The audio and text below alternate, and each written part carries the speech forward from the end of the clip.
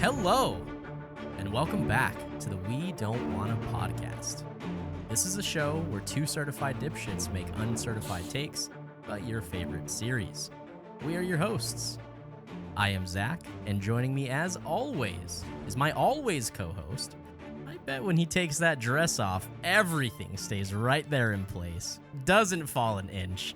It is Scotty Westside. You know, I would like to claim that's still true, but I'm not as young as I used to be. It sags a little these days. Not as tight and firm as I once was. Not as tight and firm as I once was, no. You get up there in years and it just, everything falls apart on you. And joining us, our very special guests are Sam and Emily of Harry Potter and the Half Drunk podcast. Welcome to the show again, guys. Hello. What up? Thank you.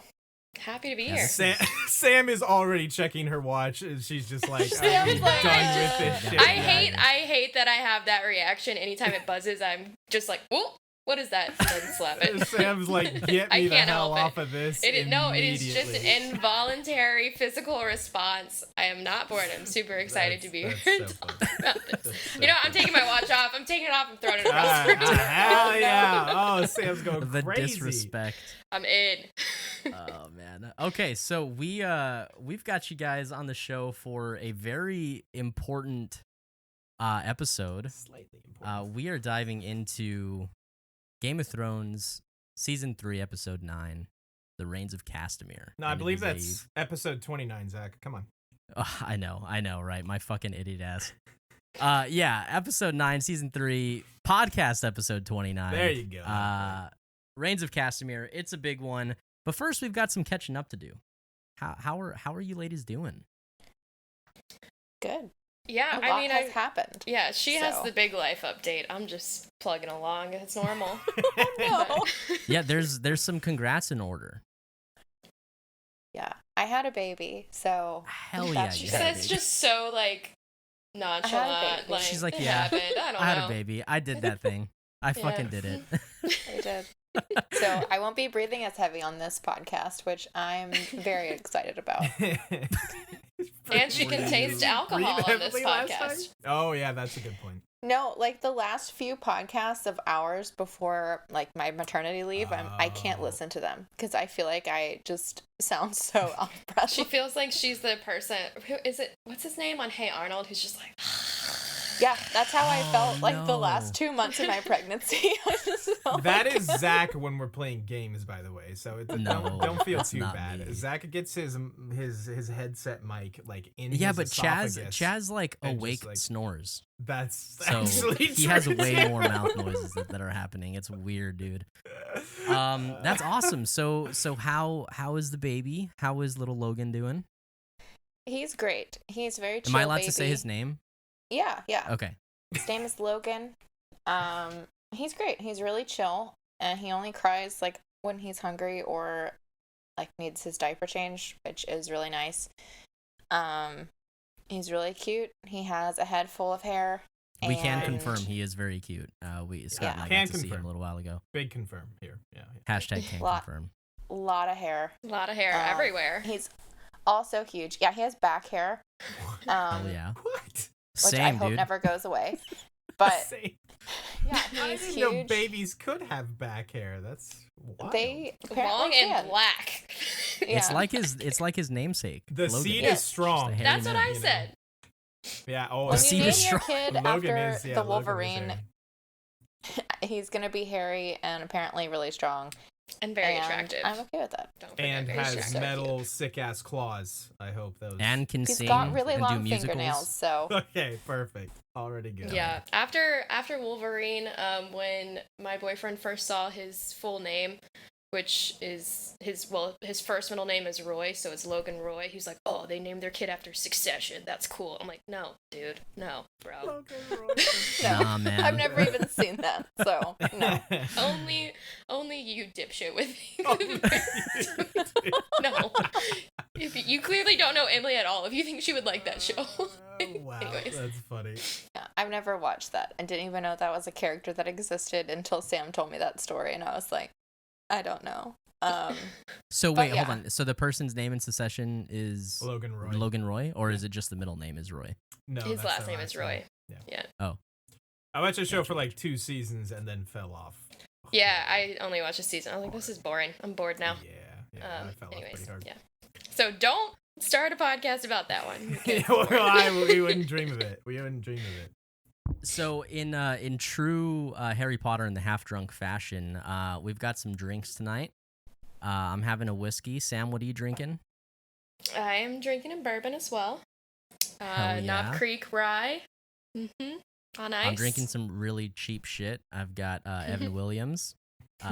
It is a small batch, so hey, living the high life.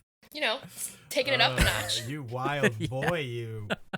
And M can now drink, because last time you couldn't drink with us, right? I couldn't. No. It was a long 9 months. A long winter. 10 months, really. Yeah, long winter. But I'm drinking a nice glass of Pinot Grigio, my go-to. Hell yeah. And yeah, I'll probably be drunk by the time this is over, because your tolerance goes away. So I'm about it. You're gonna want to be drunk by the end. Probably. Tell this episode just is intense. shoot Karn a text to tell him to like keep him. He's like, just tell him like if my Keep 'em hand coming. is empty, then something's up. Yeah. Keep them coming. Let's go. Let's go. So have you gotten to like get pretty turned since your baby was born? So I'm nursing him, so I'm not like going crazy, because you have to wait like 2 to 3 hours per drink. Don't want to let that baby get drunk. Don't want to intoxicate my child. Except he gets milk drunk too. So. If you want to intoxicate your child, that's your prerogative, but I personally do not. Fair. So I haven't on purpose. When Sam was here, we did go get Mexican food, as is tradition. As one does, yes. I just fed him, and I got a margarita, and we walked home, and I was like feeling it. So hell yeah. That, and then I'll probably get a little intoxicated. Wait, Emily, you're in California, right? Yeah. Mm-hmm. Gotcha. Is there pretty decent Mexican food?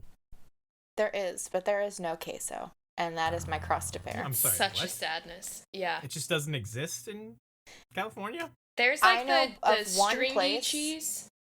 I know of like one place that has true queso, and that is in a golf course, Pebble Beach. They have a Mexican restaurant, and I swear it's only because like old Southern men travel to Pebble Beach. 100%. So that is wild. Queso is delicious. I know. They have like the queso con whatever that's like more queso stringy, fondue, melted. Yeah, it's like in a skillet, and you That's like good. pull it. It's Did good, they make but it it's with not chorizo like on it? the dip. Sometimes, yeah. It's tougher to dip. You need a solid chip for that stuff, but I do like Or it. Or you have to, just like- throw it straight into a tortilla. You just really have to work, and they usually serve it with tortillas when it comes. Or you just like eat it by the spoonful like I do. You just like take a fork and knife and you just go to 100%. town. Or you That's just what I Hell do. chug it yeah. like I do So- sometimes. Hell yeah. Yeah. That's what I'm about. That's what I'm about. Scott, how you doing, man? I'm doing well. It was everyone's favorite holiday this past week, Amazon Prime Day. So I spent way too much fucking money on Amazon Prime. # not sponsored. As you do. And Yes. now Jeff Bezos just has all my money, so that's He had fun. it. He had all your money to begin with. Man. That's fair. I He has mean- everybody's money. He had to make it back. Did you all see the Lord of the Rings trailer for? No, Yes. fuck, I haven't watched it Speaking yet. of It looks Zach, awesome. I'm like, Jesus. how much fucking money did Jeff Bezos spend? I'm here for it. But Okay, but here's the thing. If I had that much money, you better believe I'd have a badass Lord of the Rings You show. better spend it or on of all anything. things on of Lord of the Rings. Yeah, Right. I was very cautious and skeptical after Wheel of Time, which I say that we didn't hate Wheel of Time, but it certainly had its ups and downs. didn't live up in to its the- expectations. Yeah, You know, it's funny that you bring up Wheel of Time because just the other day, I think I was talking with Amanda. Like, I don't think I'd ever rewatch that. Like, ever. I don't know. if I didn't kinda hate it when already we were forgot watching what it, it but was I'm just about. like, I'm I'm like- so uninterested now. I remember we loved the main character, and her name escapes me right now, so that's very memorable, obviously. I think Rand is supposed to be the main character. Randikin is the main character. Fucking of sucks, Oh, yeah. He's the main character of sucking, for sure. But yeah, I was like very cautious because after that I was like, Lord of the Rings, But boy, if this trailer didn't almost make me a damn believer, because it looked beautiful. Like all those sweeping like aerial shots were very reminiscent of like the Ridge Tridge of Lord of the Rings. Sorry. No. Nynaeve. Not Nynaeve? No. No. She's the one that Egwene? sucked. No, Egg, not Egg. Egwene either. No, yeah, Egg. Egg is That's the one it. that's the main chick. No. Oh, Egg is one you're of the other. talking- I'm talking about our girl. We're talking the older, Yeah, our yeah, girl yeah. in blue. Yeah. I don't know. Yeah, Logain. She doesn't No, come that's up the under guy. the main characters of Wheel of Time. So. Thanks a lot, Google. What good are you for? Anyways. Anyway, Zach. You need to watch that trailer because Okay, I will. I'm And it's kind a of the long hype trailer now. too. Yeah. Like they gave us a lot. Also, I'm totally here for badass Galadriel. Like that's sick. So There's so many people, and unfortunately I feel like our buddy Jake is one of them, who are just like fucking losing their goddamn minds about lore not being exact. Yeah. And it's like, I mean, if you want the exact lore, then go read the fucking Silmarillion again. this isn't Like- word for word for the Silmarillion. Yeah. But it's like, look, if even if they deviate from it, as long as they do it well, Yeah. like so many things in Game of Thrones season 4 deviated from the books, and that's the best season of television that has ever existed. Like it, as long as it's done well. Close. It's close. I agree completely. So, But that's my week. Jeff Bezos and Amazon. Yeah, you Cool, know cool, how that cool. goes. Sam has So- everything going over there with you. Good, busy. I don't know if we've talked since I started my new job, but I'm now marketing manager of 3 venues Rep Arena, Central Bank Center, and the Lexington Opera House. So I stay busy, stay going Hell to yeah. events and Hell yeah. concerts and stuff. I think like the that. last time we talked, I don't know if that's what you were doing. Like you were snowed in last time. No, I would Okay. have still been at my previous company. Weren't you doing something with like lighting?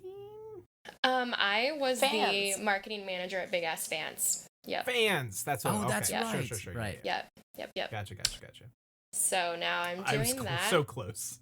And also I'm living with my boyfriend now. I wouldn't have been living with him when I was snowed in. So that's Cool. why I'm in a room and not like, closed off more, because he has no walk-in closets and it's a struggle. Wait, so you record? Are you used to record in your closet also? I did when I had a walk-in closet. Man, that's just the way to go. See, we were born to be friends. Yeah, exactly. I've Our like Two peas in a podcasts were pod. born. I swear religiously by recording in the closet, but after I was pregnant and recorded from like a bed, like might not go back. Emily's like, And we "Fuck haven't that we shit, haven't I'm gotten out." any complaints. I'm like on my the ass audio. like falling asleep the whole time. Like Right. probably not. Getting I mean, hot, sweating. There's no air movement in here. I'm like, oh, Yeah. can we be done big yet? time. I know that game. I know Yeah. that game well. Well, we've got a lot to talk about, We guys. do. Strap in. This is gonna be a big one. Strap me Buckle on, up. daddy. Strap me on, yo. This is gonna be a hell of a recap, hell of an episode. You guys ready to jump into the recap? No, but let's do it. We weren't even ready Awesome. to rewatch this episode, so it should be really Yeah, just You're so welcome, that- by the way. emotionally. We watched this together. Sam came to visit me and the wee baby, and we watched this. And after the episode, we were like, "Fuck them! Like, Like, why did they do this to us? Why did they pick this episode for us? Forgot like, how fucking brutal it is. That was Jesus. very You know what's Cruel? so funny is that like I asked Sam and M, I was like, hey, who are some of your favorite characters, just so we can do like a good episode that like really has a focus on them. And they had several, and like I think Arya's the only one of them that's in this episode, and it's not even her episode. Yeah. And I was like, you know what, we're doing Red Wedding. I mean, You know what? This is a lot of trauma for her. It's gonna fuck her up. Yeah. She has some good scenes though. So there's She does. good She Arya does. stuff. So. But yeah, I was like, you know what, guys, you're getting the red wedding. So let's. I want to know if you guys have a favorite character that's in this episode. In We this have a lot of episode? favorite characters. Besides Arya, and I'm assuming you all really like the Hound, but I'm not sure. yeah. I'm just Those- assuming based off of Big knowing those what two. little I What is do. that Yeah. supposed to mean? Just I gonna mean, prove you 'cause are. he's just Just based mean, off of the way you guys alright. look, you probably you. really like the Hound. No. You Based probably off the eat fact- pig's feet too, you gross fuckers. Probably hate your brother. You're scared of fire. No, based off the fact, honestly, that you guys love fucking Bobby B so much. Oh yeah. I'm Oh, like, yeah. oh, okay. Oh yeah, big time. That's a good call. That's a good call. Is that why you stopped listening to the podcast? Because we love Bobby B? No, I stopped. Like I said, because I got into the Game of Thrones audiobooks. You guys actually No, made you guys me heard want it to here get back first. into Sam the books. does not approve of the We Don't Want a podcast anymore. She's All she's really saying is that the audiobooks are better, which I mean, that's I'm still pretty hurt by that. if what I'm I'm being saying honest. is, you guys got me so into it. I was like, I gotta listen to this shit. Oh, okay. Okay. Hey, way to All turn right. that around. Good one. Well there done. you go. Well done. Same. I'm in marketing. Okay. Yeah. I'm in marketing. I know how to I'm bullshit. Like, this is just subtle flex. Oh, man. Well, All yeah. Normally it's just me and Zachy Boy reading the recap here, but we have some guests and we're sharing the love, so we're gonna have a section here for all of us. I hope this color coding works out. Emily, why don't you start us off with the recap? Okay, I will. And also the color coding for my type 1, type A personality. I love it. It I got fucks. you. I got you. So good. All It right. fucks. Sorry, I just read the first Here we go. sentence. Yeah. I did not write this. I'm gonna just preface. Oh, No, they know. it's your words. But I'm really glad that Zach and Sam talked me into alcohol. That's all I gotta say. Excellent. All right. We begin with Rob playing with his toys again. No, not his bedroom toys, his figurines. Rob asks Kaylin what she thinks about his plan to take Casterly Rock, and she tells him to do it. Rob and all his men arrive at the Twins, where he apologizes to Lord Walder Frey. Lord Walder Frey makes a big show of it and is generally being a real asshole, but he seems to accept the apology and they prepare for Edamir's wedding. Also, I apologize, I'm terrible with names. In the east, Daenerys and Dario are flirting while Jorah is busy being jealous. Seriously. Dario has a plan to sneak them into the city and open the gates for the army, but Barristan and Jorah are suspicious of him. Dany asks Grey Worm what he thinks, and after looking at Dario for about a half second, he says he trusts him, and apparently that settles it. In the north, Sam and Gilly have finally made it to the wall and plan to get through it at the Night Ford. Sam gets to be the wizard he always wanted to be.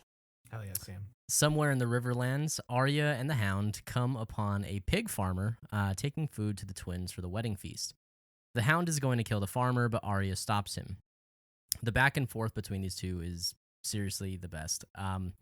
Just south of the wall, the wildlings plus Jon come upon an old man who breeds horses for the Night's Watch. Tormund plans to kill the old man and take the horses, and Jon tries to talk him out of it. When that fails, Jon clanks a rock with his sword. So, of course, the old man escapes. That's how that works. That's how that works. Back at the Riverlands, Arya is big worried that she won't get to see her family again now that she's so close, and the Hound calls her on it. She claims that she's not afraid, but tells him she knows he's afraid of fire. Oh, and also something about shoving a sword through his eye and out the back of his skull someday.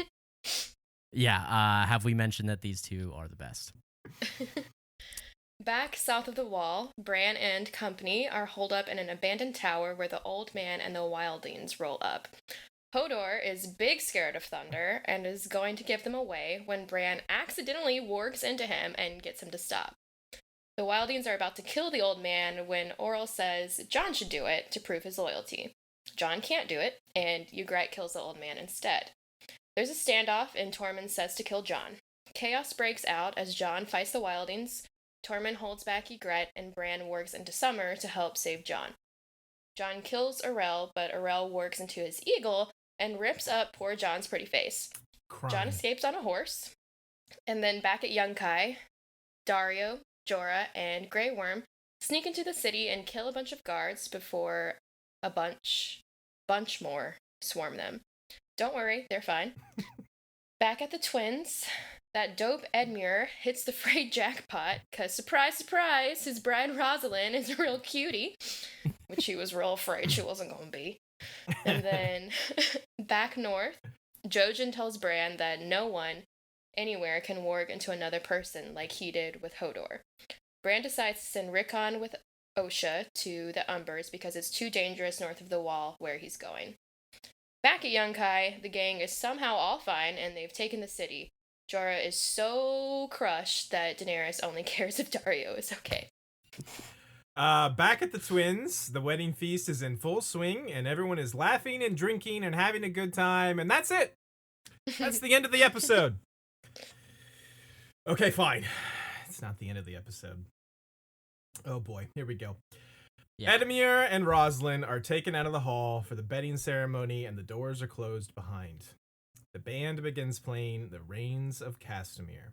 A very familiar band. Yes, Cat grows suspicious. Outside, the Hound and Arya are turned away at the gate, but Arya slips in closer to the castle. Back inside, Lord Walder says he must give his king a wedding gift, and a fray stabs Talisa many times.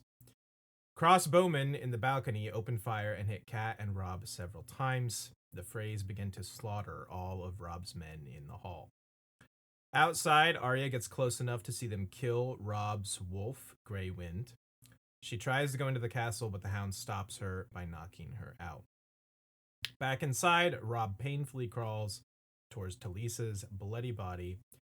Cat grabs Lord Walder's wife as a hostage and bargains for her son's life. Lord Walder is not concerned. Robb gets to his feet and Roose Bolton stabs him in the heart, saying the Lannisters send their regards. Cat slits her hostage's throat before hers is slit as well. And that is the Rains of Castamere. Dude, What an it's episode. just not okay. It's just so brutal. It's just... Yeah. I think this was actually, like, not even the Ned Stark beheading. This was when I was like, oh, okay, so just don't get attached anymore Yeah. to anyone. Oh, big time. Big time. Oh, they're just gonna kill anybody. Oh, okay. Yeah. Because, like, in my head, I was like, okay, Ned, I get it. It's kind of like the kill your hero thing. It's, like, kind of like the killing Dumbledore thing. We have to grow from that. Right. But I just really didn't think they were gonna... And it's like, it's Slaughter the them Ned all. thing, you're right, because it's like, oh, pass the torch to the next generation type of Right. situation. It was like but first season send-off, and Right. then, yeah, I just was not prepared at all. yeah. And that's where I was like, okay, so now, from now, this point forward, moving on, anything could happen. So you had not read the books at this point yet, right? I had read the first book, but I had Okay. not read the book that this happens in, which I believe is Storm of Swords, or Swarm of Swords, or however it is, yeah. So you have not, I know you mentioned earlier you are reading the books now, reading/listening. Have you gotten to this part? I have gotten to this part. Actually, Okay. I was just listening to it at the gym yesterday, is when I was like, Okay. how apt, the timing. Yeah, there you go. Perfect. Yeah, and actually it's really funny because I had watched it with Emily a few days prior, and I didn't realize when we were watching the episode about the band, how the band turned into Mm-hmm. the, like, assassin people. Yeah. But in the book, they mentioned multiple times, many people are like, man, this band fucking sucks. Like, Yeah, this music is terrible. The show Like, made that oh. band actually way better than they were kind of supposed to be. While we're talking about the book, I do have to call out this.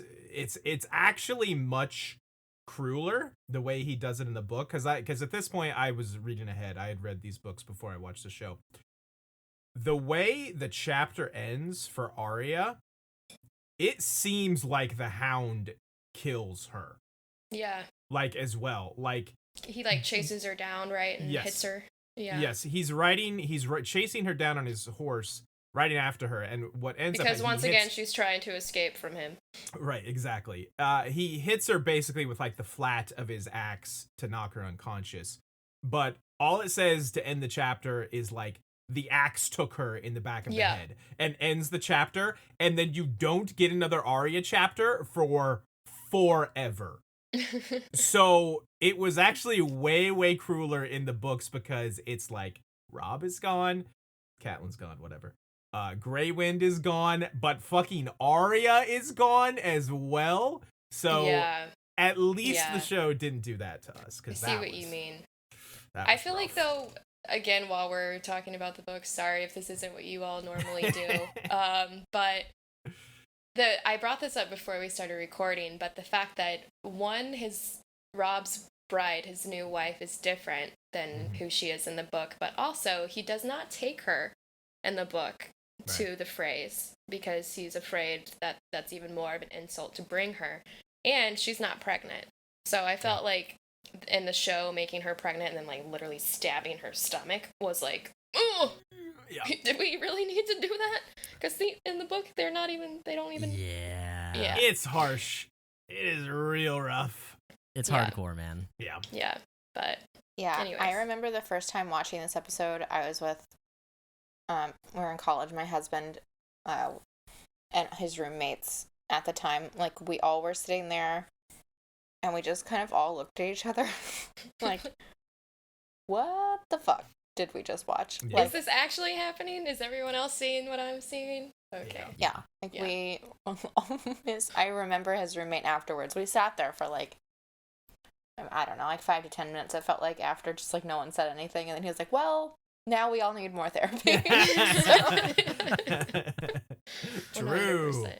Dude, I this honestly episode, feel so bad for Kat in that, like, she thinks Yeah. all her sons are dead at this point, Yeah, and that's true. you can tell just like after she sees Robb get got, she just like fucking gives up. Like, she's like, she doesn't care. Slit my throat. Her entire she just like shuts down. Like, I feel like I don't even really like her as a character, but I felt really bad for her in that. It's rough in this moment, for sure. Yeah. Especially, she doesn't even know that her Bran daughter, and who Rick she- and Well, that Arya's right literally there. outside. Yeah. Ugh. It's just heart-wrenching. There's so many layers of complex cruelness. It sucks so bad. Dude, especially this- because there this was like episode. Sorry, go ahead. Sorry, pal. You go ahead. I was just saying, like there is, like, you see Kat, who has been like in depression and like sad for forever, like 2 seasons almost. She like cracks a smile a couple times in this episode. Like, she sees like Edmure, her brother, married, and she sees how happy Robb and Talisa are, and she's almost like, okay, maybe some things are still okay. She thinks the Freys may not completely hate them, and they may get to cross and go on with their lives. Comes crashing down upon her. It is. You're right. There's many layers to the tragedy of this. Yeah. So, how do you start? Zach is freaking out. Yeah, this always happens. Give me a second. This is why you don't use wireless headphones, bud. Oh.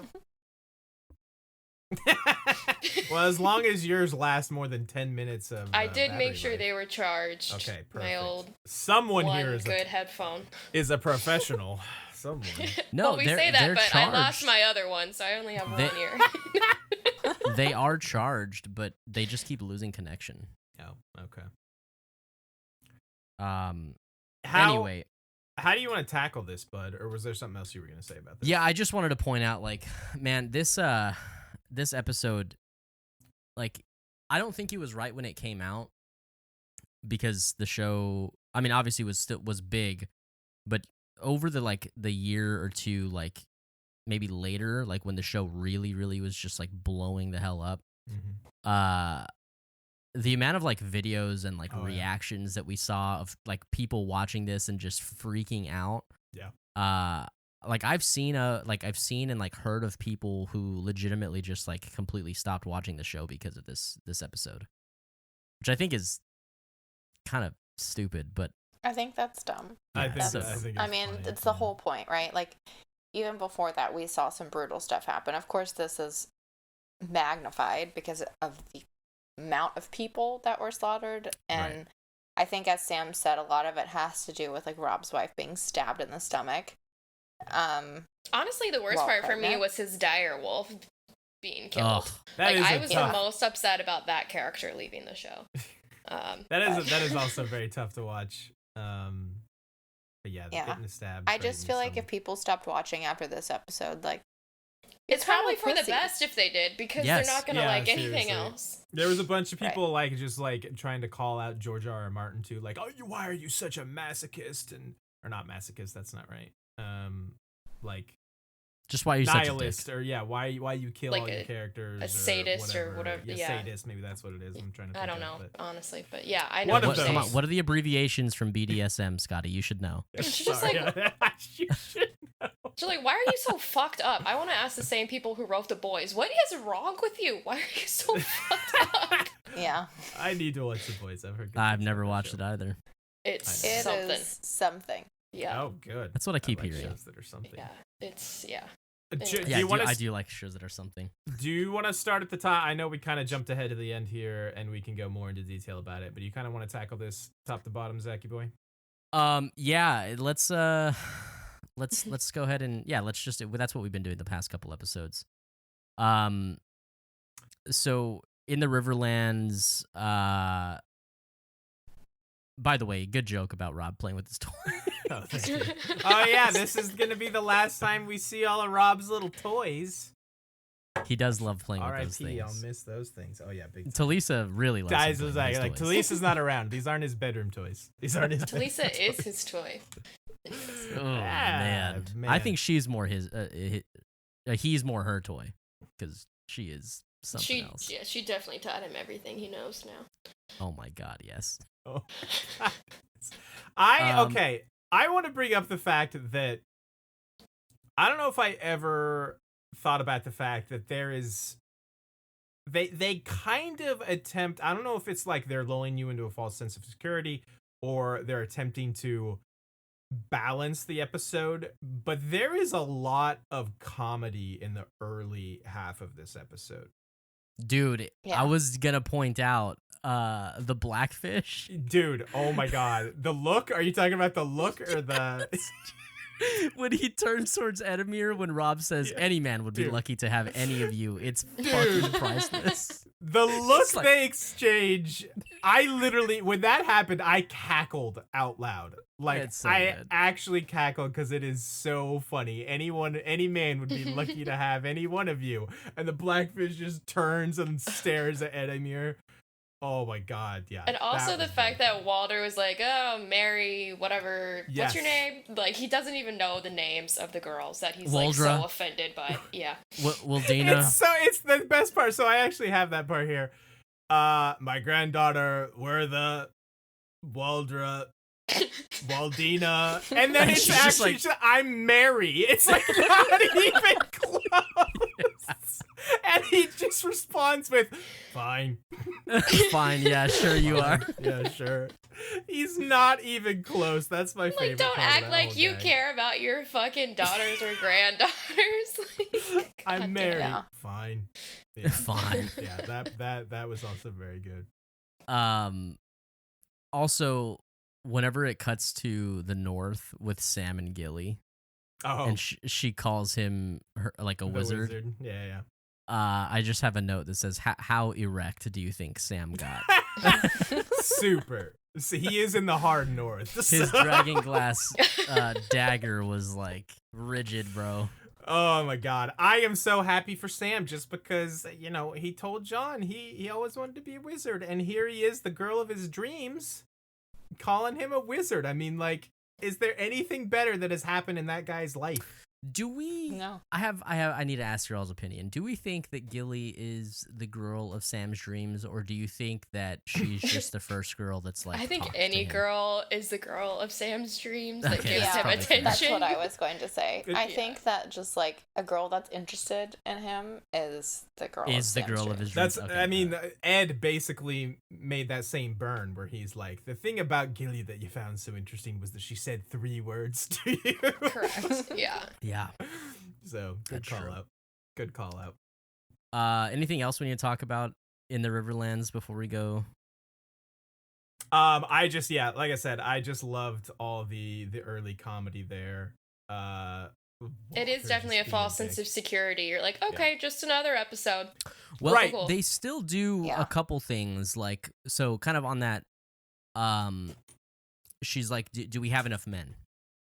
Catelyn asks Rob, do we have enough men? He goes, well, if Walder Frey cooperates. Because don't some of them, like, desert or something? Some of the men have left after Karstark gets killed. Yeah, I mean, the entire house of Karstark is gone, which is like a third of his army. Right, so they're like, don't know if we can even win this war now.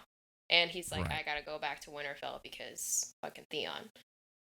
Well, yeah, so the idea here is that he's like, okay, what do we do with a smaller army? Because even had the Karstarks not left, they were still outnumbered. So they still had to figure out a way, like, to kind of force the other side. And the idea that he has is like, all right, well, let's go capture Casterly Rock while everybody's in King's Landing, which is a sound idea, but he couldn't do it without the Karstark men, and to supplement those men, he turns to the Freys. Okay. And obviously we see how that goes, but I mean, I was just gonna say, like, I think part of what, like, helps the aspect of, like, luring you into that sense of false security is, like, it would have been way more suspicious if they had showed up to Lord Walder and he was just like, oh, you know what? Hey, could happen to anybody. It's cool, man. It's cool. Yeah. But he is a real dick about it, and, like, you know, just, like, makes this whole show and, like, is a general asshole. So that makes you think, like, okay, well, you know, he's accepting the apology, but, like, he's not. He's a salty sack of shit about it. Yeah, exactly. So I can't remember. Did they do the whole, like, serve food and you can't be harmed under my roof thing in the episode? You see them eating, like, the bread and salt, but they don't really explain that. I don't think he does say that he takes you under my protection. Yeah. And so that's also like a false sense of security for us and for the characters. True. Because, like, the rule is you can't hurt me if you give me food. Right. Kat makes a big deal about it in the book. She's like, make sure we eat his food, because don't forget, ask for food. Yeah, and drink, like, we are under his protection. That is very important. So yeah, this just drives home what an asshole Walder Frey is. Even he does not give a fuck. He's a shady motherfucker. Yeah, big true. So let's talk about the East. Do we have to? I mean, sort of. Okay, let's talk about the East. Why don't you talk about the East? I just think it's hilarious that, like, Daenerys and Daario are just flirting up a damn storm, and Jorah is just, like, so not okay with it. It's just like grumble. Yeah, dude, I mean, he's just getting cucked the whole time. So hard.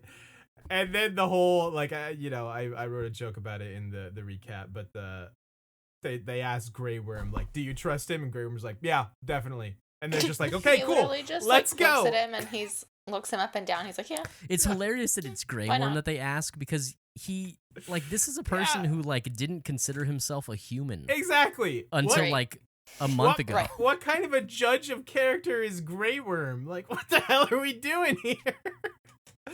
The thing is, though, this isn't the last time that's going to happen. Like, they really rely on his opinion too much. It's true. In my opinion. I don't know if this is... I feel like he proves himself to be pretty reliable, pretty loyal, pretty good judge of character. Loyal, sure. I don't know about the rest. I don't think, like, I would ask his opinion about the things they ask his opinion for. And I forgot about this point because I hadn't rewatched the series since watching it, like, in live time. Oh, wow. And then after, like, rewatching this, I'm like, well, no wonder we get fucked in the last. Like, yeah. But Emily, I feel like we should point out, is a Dany supporter the entire series. Okay, I support women's rights, but I also support women's wrongs. I mean, yes. And But you're a fan of Dany. Supporting like, women's rights does not have to make you not- objectively a Daenerys fan. But you are a Daenerys fan. Oh, yes. Yes, I mean, you was love I her. angry with her in the last season? Sure. Only in the last season, huh? Am I still supporting her, and is she still my favorite character, arguably? Yeah, she is. Wow. Man, I feel like we need to See? have a separate episode about this. So We might need to- what I was like, Bring me back. We need Bring to me unpack back some when of she this. takes it. Because I loved her up until probably like season 4 or 5 was when I was like, okay, I can't stay on board with her. She's But a Targaryen. I think just that's the excuse. That's the excuse. I think just the fact that she's separate and different and doing her own thing over here was what was so intriguing about her storyline to me. Yes, And she- to a point, but I for me it got to a point where I was just like, forget all the other things you do that I disagree with Daenerys, but like more often than not, her storyline is just the least interesting to me. Like Yeah. it's cool Just at in first, black like and white, it is. right. Well, it's cool at first because, like you said, it's like in the East, and it's like different and separate from everything else. And But all then- these cities and all this different Right, stuff. Yeah. but then it gets to a point like, especially when they're sitting in a pyramid, let's say, that it's just like, oh my god, what are we doing here? Yeah. Yeah, I mean, I will say this too. Like, I hate Cersei, but like, I enjoy Cersei. Yeah, but what about women's rights? Okay, I don't mean that as like women's rights. I mean, I that know, as, like, I'm them giving doing you the right shit, thing. Em, I promise. Zach doesn't realize. It's like I love Wanda still from Marvel. So Yeah, I Well, don't it's watch like that. she's a good fucking character, but I Yes, hate I her. appreciate I love to hate characters. her. Yeah. True. Like That's the a good You're talking about point. Cersei? Yeah. Yeah. Okay. she's badass. Yeah. She is a badass. Anyways, Doesn't that's give not a what we were fuck. talking about.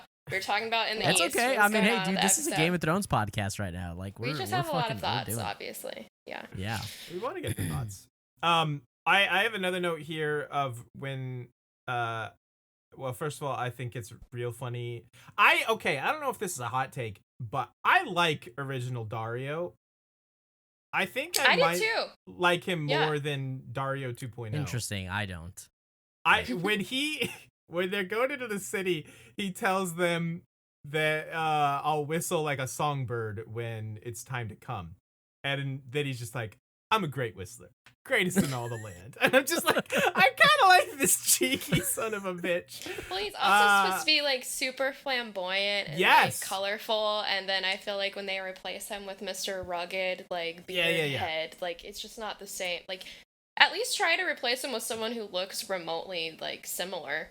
Exactly. Because Like, then I was Tell like, that wait, to the who? people who What? recast the mountain 4 times. like even this version of Dario is actually like extremely toned down from the way he's described in the Right. book. Like the dude Yeah. has like a tricolored trident Like beard green and like dyed beard, hair. and wears like canary yellow all the time. Yeah. So he's still like a little like I don't know how to describe him, but He's like, more PC. He's more like right. But then normal. they just go like ultra safe, rugged dude when they recast him, and I'm just like, not my Dario. Not for they me. just had to Yeah. get the one element that was important, and it was that he was just hot as shit. He's That's hot as taken shit. off. Right? Exactly. But We he get can a- fight. we do They can get- all fight.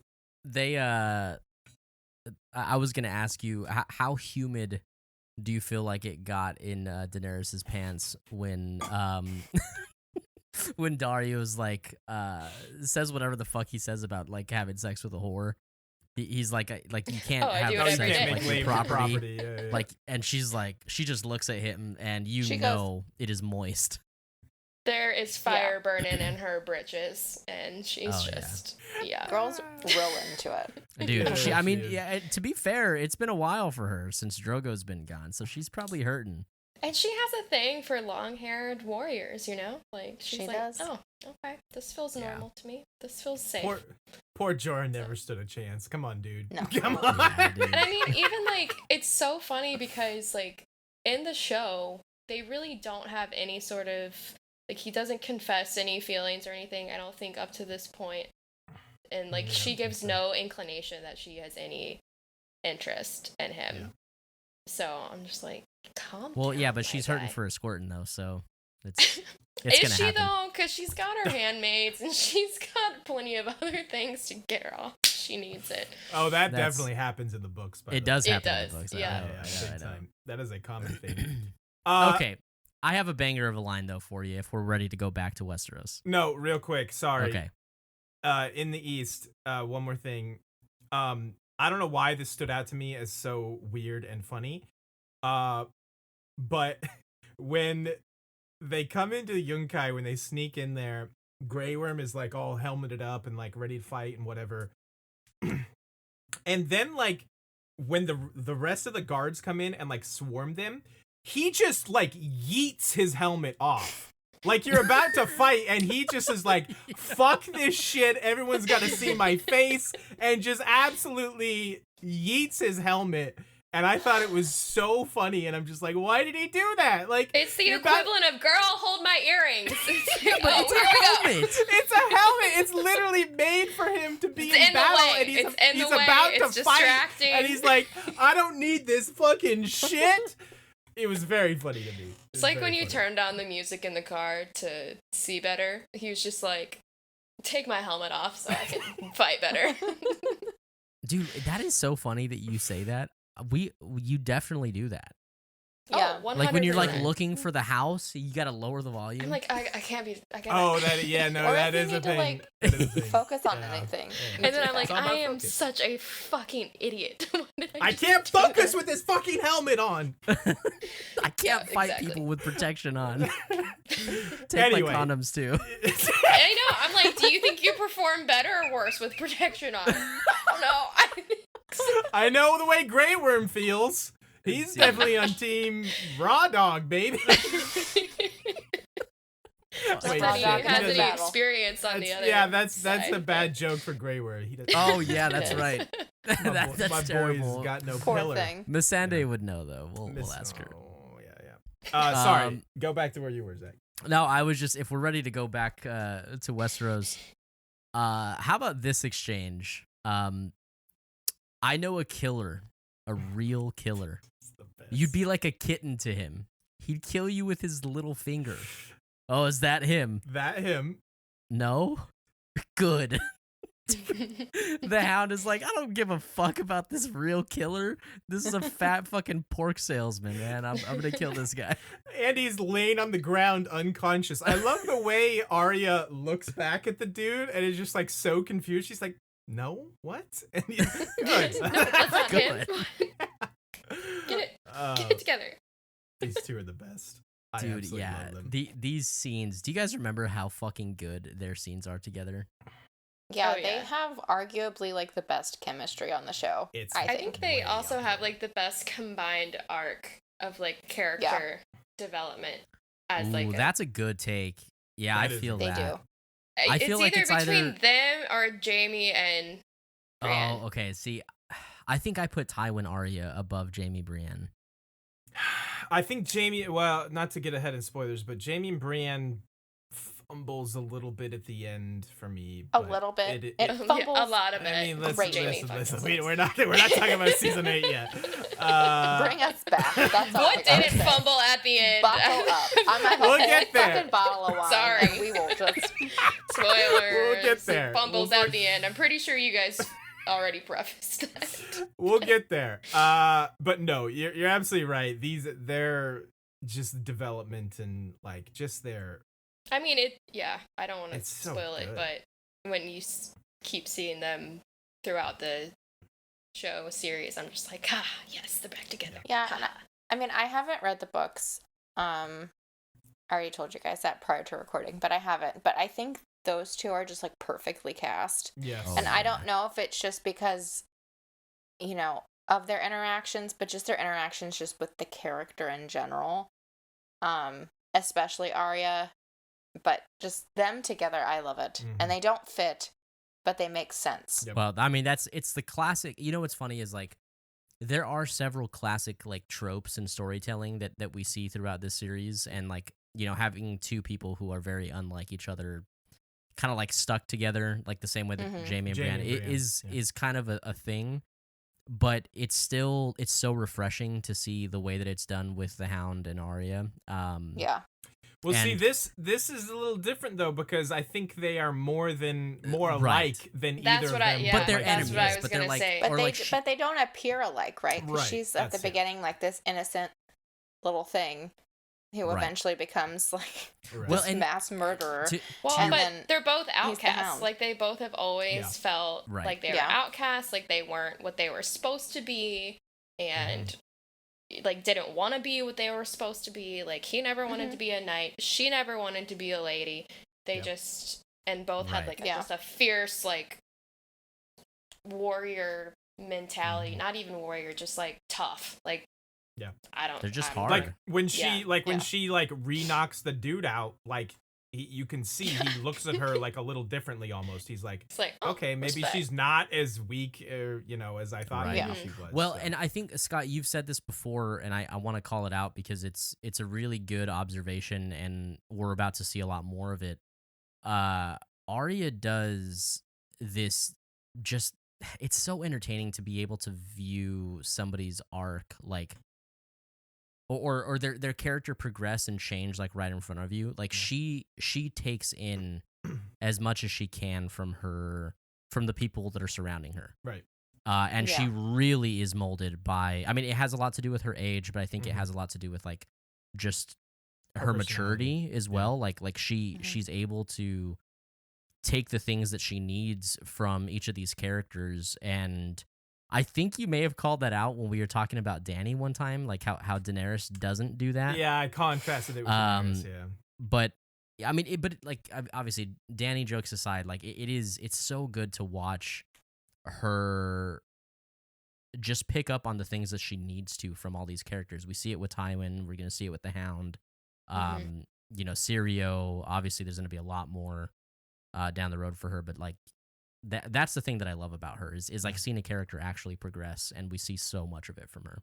And I love that there are callbacks to it too. Like it doesn't just go away. Like we see, oh, I appreciate that she's learned this from this character, like from Yes. Syrio, and I appreciate that she learned this from Tywin and from the Hound, and later on other people. But then like they bring back the things that she learned. They give you the little like callback, you know. She might And be the best written character in the show. That's why She she's our really favorite. is. I love She her. might be. Yeah. See, I mean, told I you there was think- good Arya stuff in this episode. You'd We're be, gonna like, make it about hard-pressed- her. You'd be like hard pressed, I think, to find someone who doesn't appreciate her in the least. Yeah, that's crazy. Like, even if she isn't your one of your favorites, or even if you don't like her, I think you'd be hard pressed to find someone who wasn't impressed by her. Right. Yeah. Especially watching like the very first episode and then watching like season 8. She's the best part of season 8, arguably. Oh yeah. Well, and So- you know, you have to give props to Maisie Williams. I mean, she was a Oh my child God, yeah. actress, 100%. and then Amazing. just like grew up with this. 100%. She was Arya, and Yeah. But I think also what makes her so good, what makes you love her so much, is that she is a direct contrast, both in personality and in like plotline, than what her sister is. Right. Yeah. Sansa is very prim, very pretty, very sweet and innocent, and oh, I just want to talk about love and princes. And she's stuck in the castle. She is hostage in King's Landing, whereas Arya's like, fuck all that Sansa likes.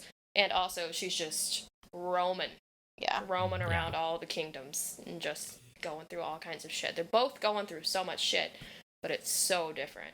And, And you actually like are only rooting for Arya for a while. Yeah. Like That's true. I She's end up kind of like, I yeah. end up rooting for Sansa, and I think Well- that's just because we experienced trauma with her. And she watched also her gets break a down. lot better. But she also does improve.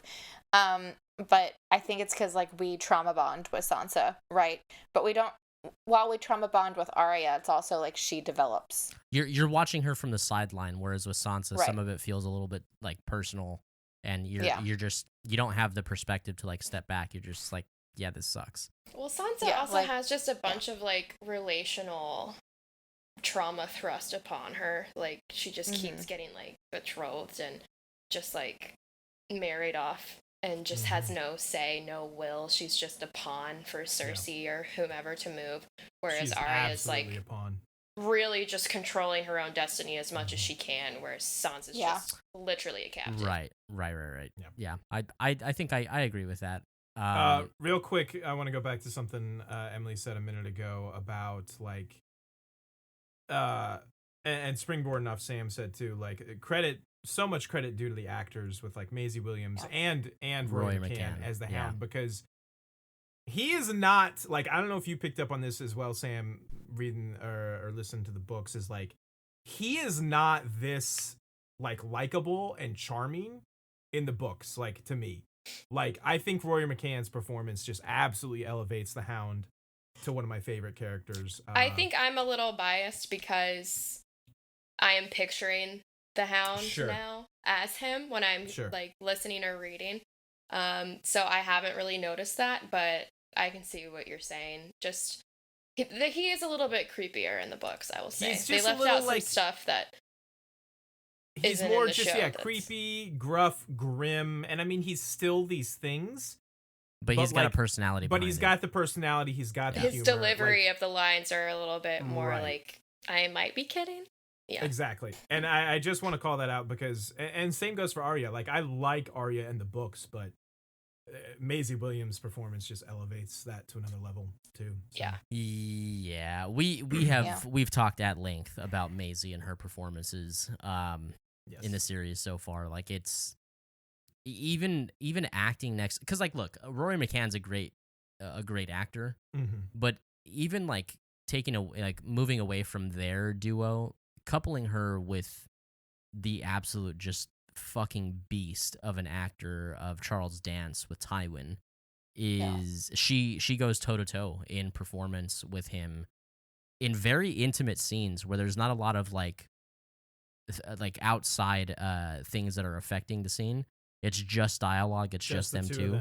And she is just matching him line for line. And it's just so impressive to see that from such a young actress. And another thought that I had too is that it's also so disappointing that I haven't seen her do more after Game of Thrones. Post Game of Thrones, I feel like, though, that's so common, and I think just, like, bringing Harry Potter into the conversation, it's so common because they get typecast. Like, she is Arya. Like, you know, we haven't seen... they're just unfortunate. Because even when we see Sansa, and now Sophie her name's Turner. escaping me. Sophie Turner, thank you. Now, even when we see Sophie Turner, even as, like, Phoenix in Marvel, like, Jean Grey, I can't picture her as Jean Grey. Like, she is Sansa. So I think even for someone who really does try to branch out and do other stuff, unfortunately, when you're a child actor, you kind of get pigeonholed into this character, especially if you give a phenomenal performance. I know she does do like a lot of fashion stuff. She does a lot of fashion stuff, and she does a lot of indie films. I have seen her in other stuff, and she is still really good. But it's really hard to not picture Arya.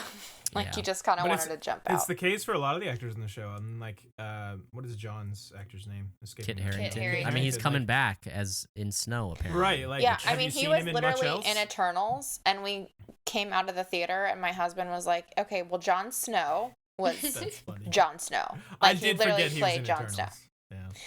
He's also, I mean, he's in a couple of other movies that like have done okay. He was in some, like, I think it was a World War II movie. It's not like a war movie. It just took place. It was a period piece, like, during that time.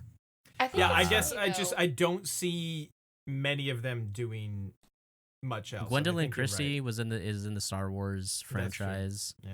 Cersei is in a lot of stuff. The biggest Peter actress that I've Dinklage is in seen, a lot of stuff. Peter Dinklage, but Peter Dinklage was very big even before. Right, and that's what I think what the difference is. Like, he didn't get big from Game of Thrones. Whoever didn't get big from Game of Thrones is fine. Yeah. I will say, like, Emilia Clarke, I think it's the wig. Because when I see her cast in other things, like, it doesn't... I'm not saying Daenerys. Also, her personality is so opposite. Yeah, she's, like, Daenerys, so opposite of Dany. That's true. Like, that's true. polar opposites. And she doesn't go for any roles that are Dany. Like, she plays Emilia Clarke playing another role. Interviews I've seen of her, she seems so sweet and fun and just like always Goofy. smiling She's and goofy. laughing. Like, She's yeah. so goofy. Like, I'm yeah. just like, wow, you are nothing. Like, it's Daenerys. No. Which I think, it's So a credit. lovable. It's a That's credit true. to her acting ability. That's true. It's a good And point. I don't think there's really a bad actor or actress in the show, but some performances just lend themselves based off of I don't writing know. and I the don't think characters. Littlefinger's a good. I don't know his name. I don't think he's a good actor. Hard. I think he disagree. is. I love him. I like him. I Love- yeah. yeah, him. Sam, Team His, Littlefinger. I can't. I I, don't. like I don't like Littlefinger. the character, but I like his portrayal. You need I mean, again, it's kind of like a Cersei thing. I like him, but I don't. You're on your own on this, bud. No. See, I actually like the character of Littlefinger. I do not like his performance. His as line Littlefinger. delivery is goated. It's I don't so know what you're uncomfortable. talking He's just a little bitch. Like That's how you have what to makes keep him it. Littlefinger. Exactly. He's He's fucking memorable. creepy weirdo. Like It's a he's such memorable performance. He's Also, such I don't a think narcissist the guy that plays and just, ugh. Grey Worm, I don't think he's a great actor. But I mean, maybe He's that's what fine. he's supposed to be. He's just like. That's what he's, yeah. I think he's so- not supposed to have much of a personality. Based on what? Like He's a great so judge of character, stale. but Yeah, such a good He's judge just of such a character. blob Really, to if me. I need an opinion, I'm gonna go to Grey Worm. Again, I Yeah. think it's how your story is written, the plot that is given to you. Yeah. Like he didn't really Yeah. have much to work with. He's very That's- strong, silent That's type. fair, man. That's a good take. I haven't really thought of that. Are there any, like, other than the Littlefinger thing, which we obviously don't agree on, but like, are there any bad performances that you guys can think of? I don't. I think she gets better, but especially in the beginning, I did notice. Gwendolyn Sophie- Christie's acting seemed very stiff. Oh And- yeah. Well, again, but no, it was Maybe like she's her, just being a very Yeah, her scene with Catelyn though, where she swears her Oh, sword. Though, yikes. I remember thinking specifically like this scene is not great. Like This sucked. Unbelievable. Like Really? it's not believable. I don't know. Anyway, I'm trying. They do a there's just so fantastic many job of freaking casting. characters. I'm trying to think. yeah. Um, there are a I lot. don't Yeah. love Stannis, but like I don't love his That's character. also what he's supposed to. I thought about that, but that's what So, he's supposed to yeah. be, though. I did mention before we started recording about Davos and how like his portrayal from book to screen was just like Yeah. it wasn't like jarring, but I just in the series I feel like we don't get so much of him that it warrants him having his own POV. So I was just like, am I supposed to care about Dario more? Because I really don't. Like, You big hater on Davos over here, just like or, yeah, he gets his own Davos, like- POV. What the hell is this? I was like, he's not that important. At least not yet. What I are mean, we that's how you doing? get all of Stannis' stuff. It's like I know, which I came to realize, but I was Yeah. still just like, I don't know. I guess I just expected there to be somebody else on that side, but I guess it makes sense. we should also- probably get back on track. Oh, yeah. go ahead. Yeah. No, Yeah. that's what I was about to say. Like, Yeah, is this what should- we were supposed to be talking about? We'll be here all night, but we should probably get back on track. The wildlings part, with like the old man and killing the old man. I don't have a ton of notes on this. I just thought it was hilarious that John clanks his sword against a rock, and the old Yeah. man's like, "I'm out of here." What is this elf-looking dude, by the way? Like, he's got that weird hat. This old man Yeah. freaks me out. Yeah, his costume design is It's so- strange. It's very strange. I will say this though, when it moves over to like the abandoned tower where Yeah. Bran is, Very tense scene.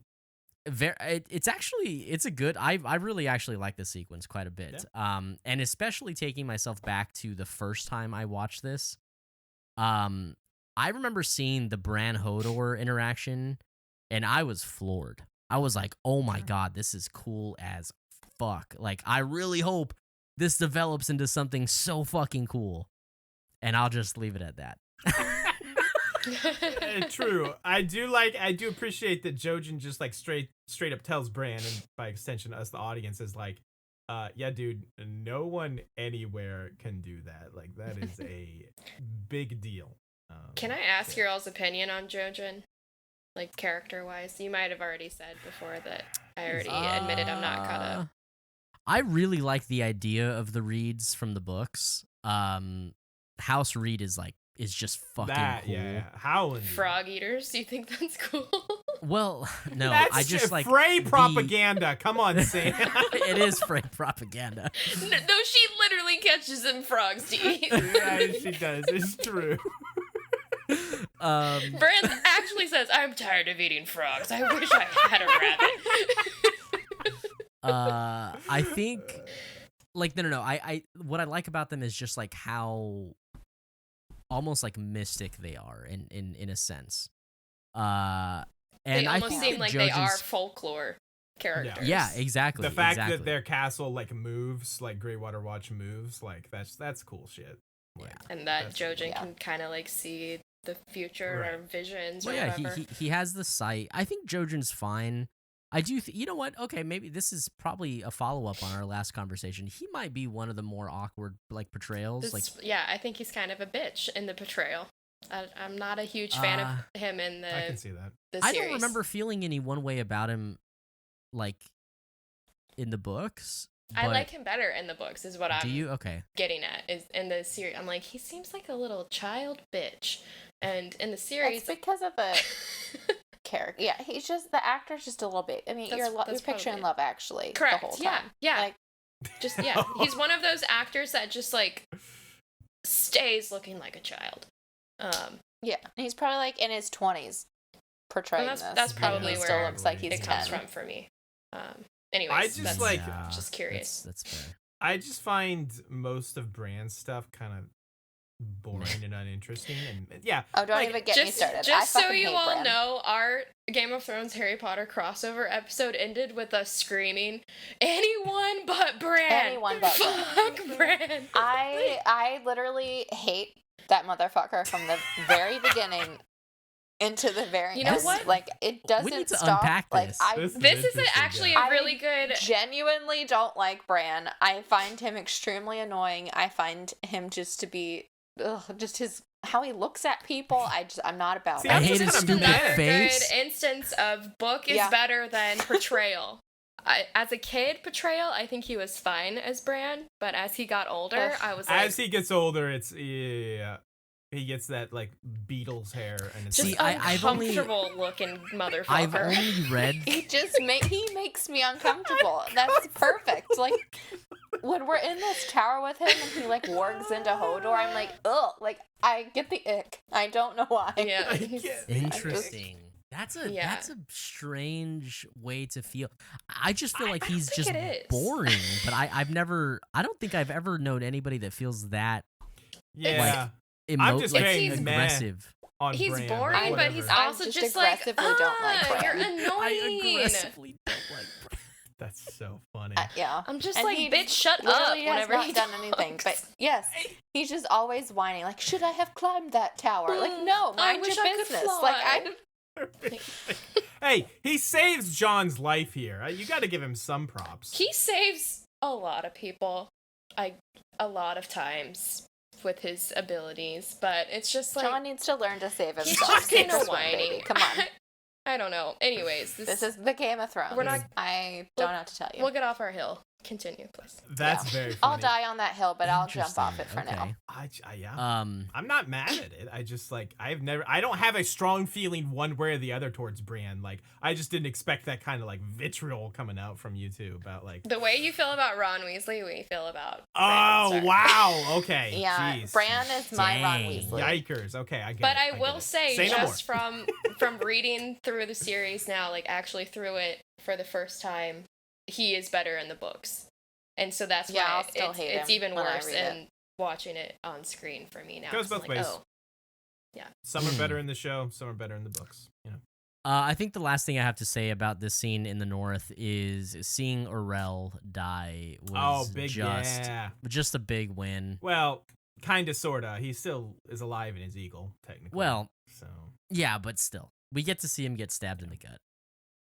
John fights off dudes with swords, but can't raise up his sword to kill an eagle. By the way, You think get you that could, sword you think, up.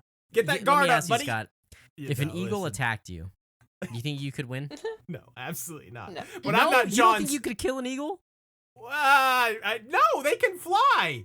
What if if the it's eagle attacking flies? you, If it was attacking me, I think I would just like curl up into a ball and go into defense. break mode. its neck, dude. No, you catch it and you kill it. I don't think you I guys don't are think giving we're knowing eagles how enough big props. eagles They are. have Like, sharp I'm gonna- talons. I mean, I would get fucked adrenaline's up. pumping. My fight or flight is in Okay. motion. I'm not gonna care if it's scratching me right now if I'm trying to survive and kill it. do I have a weapon in this No. scenario?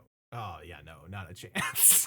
Not a You chance. couldn't just let it, like, just grab it and break its neck. It's no, an eagle does a hit and run style. I don't think like it swoops down, it claws you, and then it flies away. What are you gonna It do? Fly swoops and after boops. it? It swoops and poops. Your favorite, Zach. That's me. Yeah, I said boops, Same. but poops works. it swoops and boops. Well, see, swooping that. is actually the act of swimming while pooping. You didn't know that. We How did dare not. you, Sam? You gotta get those swoops. Yeah, I'm not okay with John's beautiful face getting all tore up. By the way, I mean, it That's- does it kind of gets real sexy afterwards with the scar on his eyes. I like I mean, Tyrion. again, It was already he sexy. needs to man up. Yeah, Jon Snow. True. Is Kit Harington like the peak of Game of Thrones attractiveness for y'all? No. Oh yeah, that's a good question. Who is like, we talk about the ladies all the time. Who is number one guy? Who's It's got to be pick? Drogo, right? Oh Mm, God, Drogo yeah. is It a might tall have to drink be of water. Drogo. I mean, Drogo is, but We get Yes. Drogo ass too in the first season. Like, You what just- more do you want? just- do. My complaint is you don't see enough of him. Ever. You see a lot of it. see a lot Oh, you of him. mean? I'm not Oh, just you saying, mean we like see in a the lot of series? Drogo. You mean like in It's the still series? I it's gotcha. it's still not a. I think no, Sam I is mean calling both. for some just straight full frontal. Full on I want some gong. fucking equality. Sam Okay. wants She wants full on some full gong. Jason We get it with Momoa, Hodor at which- least. Oh, that's There's true. a big man. Yeah. We get- Yeah. I don't know. Drogo's up there. Both Darios are obviously attractive. Jamie's obviously attractive. Jon he's just a little small. He's very is. pretty. And he like, does that thing with his mouth, that thing with as the tongue. Ygritte tells us. Yeah. The thing with your tongue. I don't know. I mean, I think personally it'd be like Rob or John. Rob is a Rob, really okay. good looking guy. We get Rob ass Yeah. too. That Like was, Rob's last the episode. more obvious choice. Really, And I I think I don't know. Drogo's the more I obvious feel like choice. I like a little bit more like. I don't know. I just A little bit more. We need to get. Rob- all right, Sam is just doing a What's your dance right boyfriend now gonna think on about camera. this? This is the thing. Is this I'm gonna totally contradict the man that I'm dating. Rob is just such Right, your like. yeah, I want to hear this. Rob is such your like basic white boy. Like just like dime a dozen. I just seen this so You trying to many say that times. your man is a basic white boy? Yes, 100%. Yeah. And I never thought Love that I that. would be dating one. I thought I'd be with like some exotic motherfucker, and we have Oh like. man, you're you gonna know, give your guy a complex. Well, if Poor we're dude. going I've based already on the told him. guys, I then- already told. I'm like, consider yourself lucky. Hey, you're not my type, by the way. Let me just put that She out. does tell him. I can oblige to that because she's told me she tells That's him. so funny. But if we're going by like who we're with, then Drogo would be my obvious choice. I think. I think it's Yeah. Drogo. After listening to this, your boyfriend is gonna come in just like he's gonna go to get a tan, so he's like dark like He's- Drogo. Like He's not gonna grow listen his to hair this. out. He doesn't Like, even really listen to long our hair podcast. grunting He at doesn't. you. Okay, He does not support yeah, me. That's He's fair. not gonna That's listen. so We're gonna send him an episode of this. DM We'll send him. him just this Just part. Just send me the just clip this of me clip. being Karn like, will no, listen to this isn't what I want. Karn will listen to this and he'll be like, "You chose two white men. Like, are you all Are right? you alright? Are we Whereas okay? Sam chose the other, so. Are we good? Like, do you still love me?" Oh my god, Yeah. that's Anyways. so funny. That's pretty good. For me, it's definitely Drogo. I mean, Yeah. yeah, I mean, Come I on. think it's probably got to be Drogo for me. I can't too. think of much better right now. No, it's got to be Bobby B. It's Bobby B. Bobby B. I don't know. Peak male Jason attractiveness. Momoa just like, I mean, he's really attractive, but I think the Aquaman thing is what kind of ranked him down for me. But Interesting. Okay. it's all right.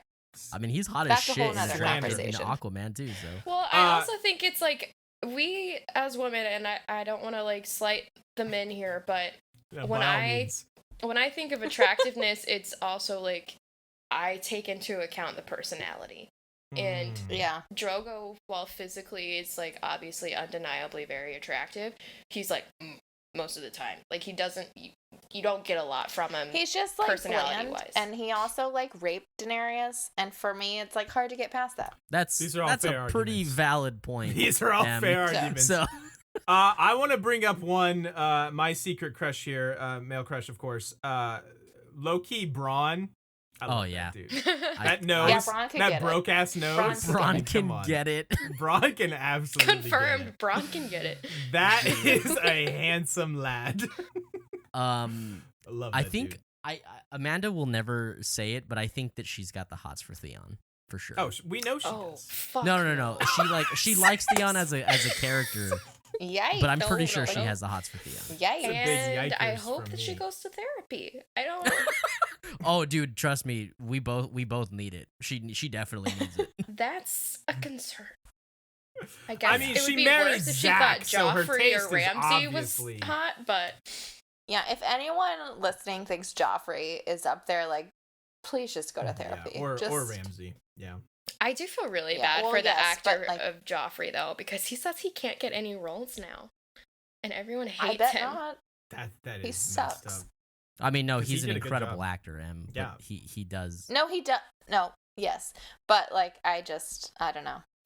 But I will say this: the actor who plays Ramsay, the way he was with Sophie Turner off camera, Mhm. like, props to that man, because after every scene, he like would check on her intensely and like make sure she was okay. I don't That's- think that's they got awesome. to that part yet. Props. It's okay. It's but okay. Spoiler alert. No, it's okay. Yeah, Ramsey off screen He is deserves a his fucking props. cool dude. Like Oh, he yeah. writes music. He's a really good musician. He's a very good actor. And him and Um, Alfie Allen are like buds. Yeah. Which is very Again, stark like if we're contrast. just talking about attractiveness, Alfie Allen is not it. Like, what are we- No, No. Again, he's not. He could not get it. Amanda married Zach, so that should tell you a lot about Yeah. her.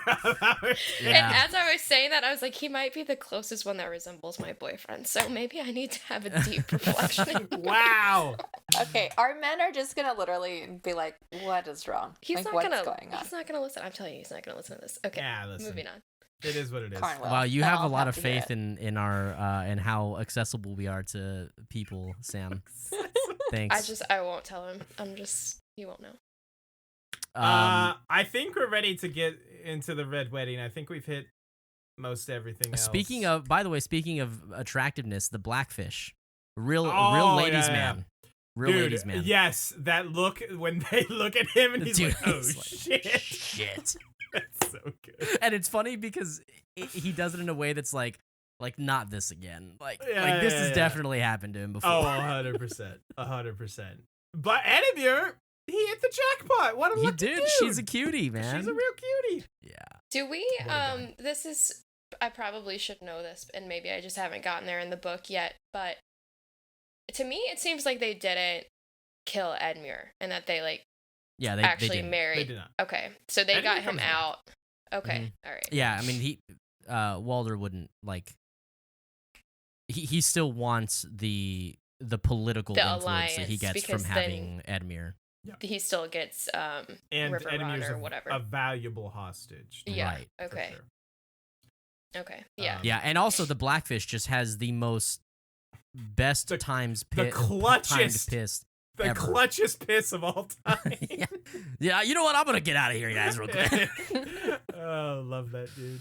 Yeah. Big stuff. What do you guys want to say about Oh my the wedding that we God. haven't said before?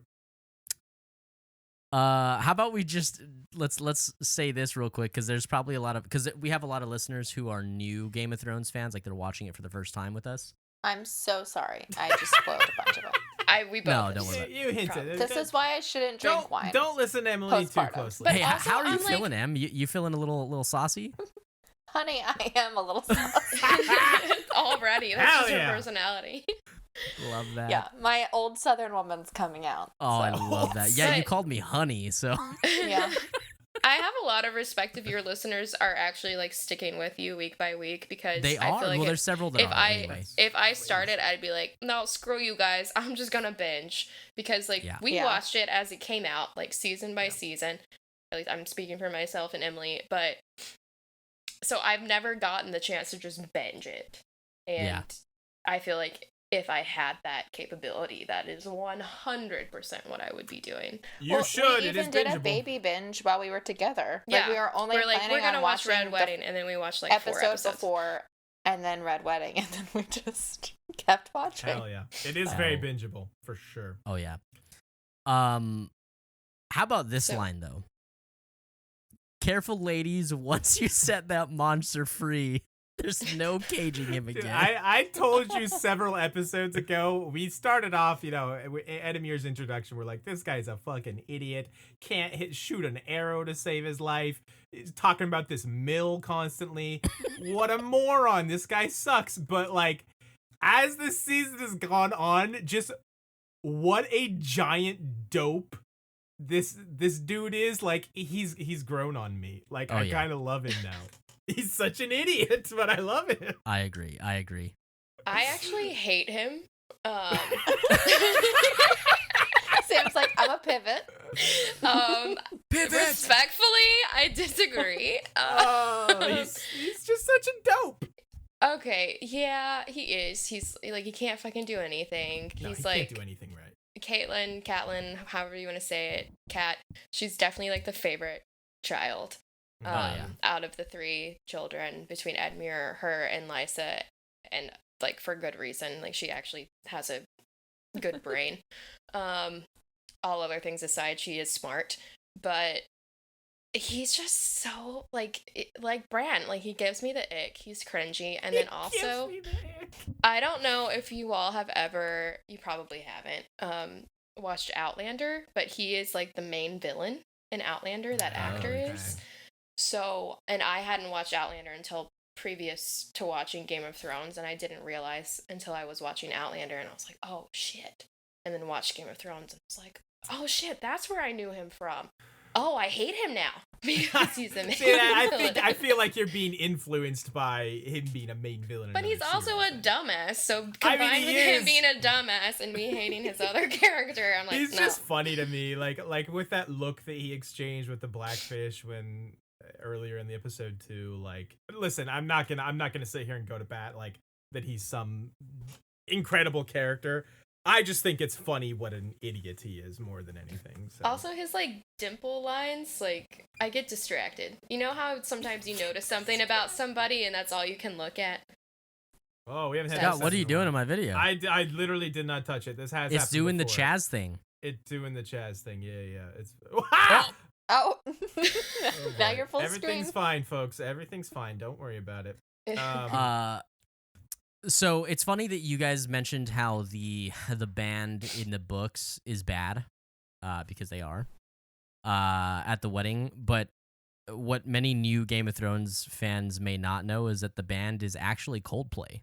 This is it's a cameo. So it's the band of, like, they're all playing the instruments up there.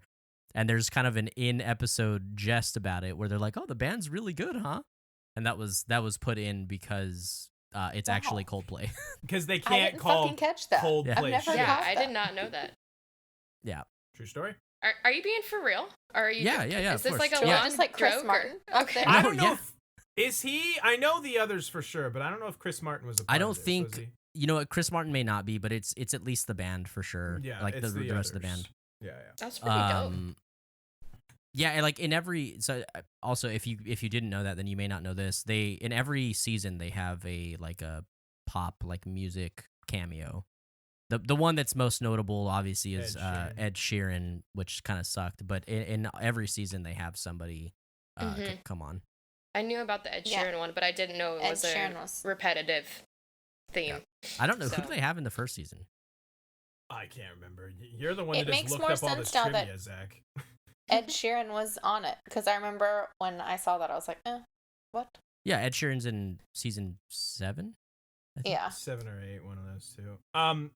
Can we, to pivot here, can we talk about how proud Lord Walder is of his sword and sheath joke? Like, he cackles Oh, for like yeah, a full dude. minute after he's like, this joke kills every time I make it. He's just real proud of himself the Oh whole my time. god, this Just- fucker. He's just a He's having the disgusting old best man. day. Yeah, he is. He's the worst. Also, just like I'll get another about his wife dying. Just like if there was any other, as if you needed something else to be like this dude sucks. Like Yeah. there you go. There's one more thing. Like, doesn't even bat an eye. Doesn't even Nope. blink whenever Cat slits her throat. He just I kind mean, of he like, has had a bunch of wives. He He outlives has. them all. So right, he's on like suppose wife he's number like- 8, but at the same time, I'm like, he's probably killed half of the ones that. Probably. Yeah. Probably. I mean, and then just like the gist of being influenced by the character, like this actor, I just don't like him in general because he's Filch in Harry Potter and then in this, and it's just like, you just suck. You trying to tell me you don't like Like- Filch and Harry Potter? I'm joking. I He's promise. my favorite You're actor. saying he's not your favorite character? Hot take. Wait, he like waddles through the Great Hall. Is not your favorite thing ever? Students out of bed. I love it. They're supposed the to line be out of delivery. bed. Yeah. Someone's That's good killed stuff. my cat. Someone's killed my cat. I want to talk about, and this is jumping back a little bit, but we didn't really talk about the scene between Arya and the Hound, where she tells him she knows that he's afraid of fire. Oh, yes. This no, yeah, scene let's is back it we up. have to talk about this because this is an incredible scene. Like, again, we've talked about it before, but both the performances are incredible. I think especially Rory McCann in this moment where like he's pretty shook by this, but he recovers, and I have to call out the line he tells her. You know, she says like he stuck your face to the fire like it was a nice juicy mutton chop, and he, you know, he's shook by this, but he looks her dead in the eye and he says, "That give you some ideas?" And she just like turns around in cold blooded and just goes, "Might do." And I'm just like, man, these two, they're so good. They are so fucking good, man. That's an incredible scene.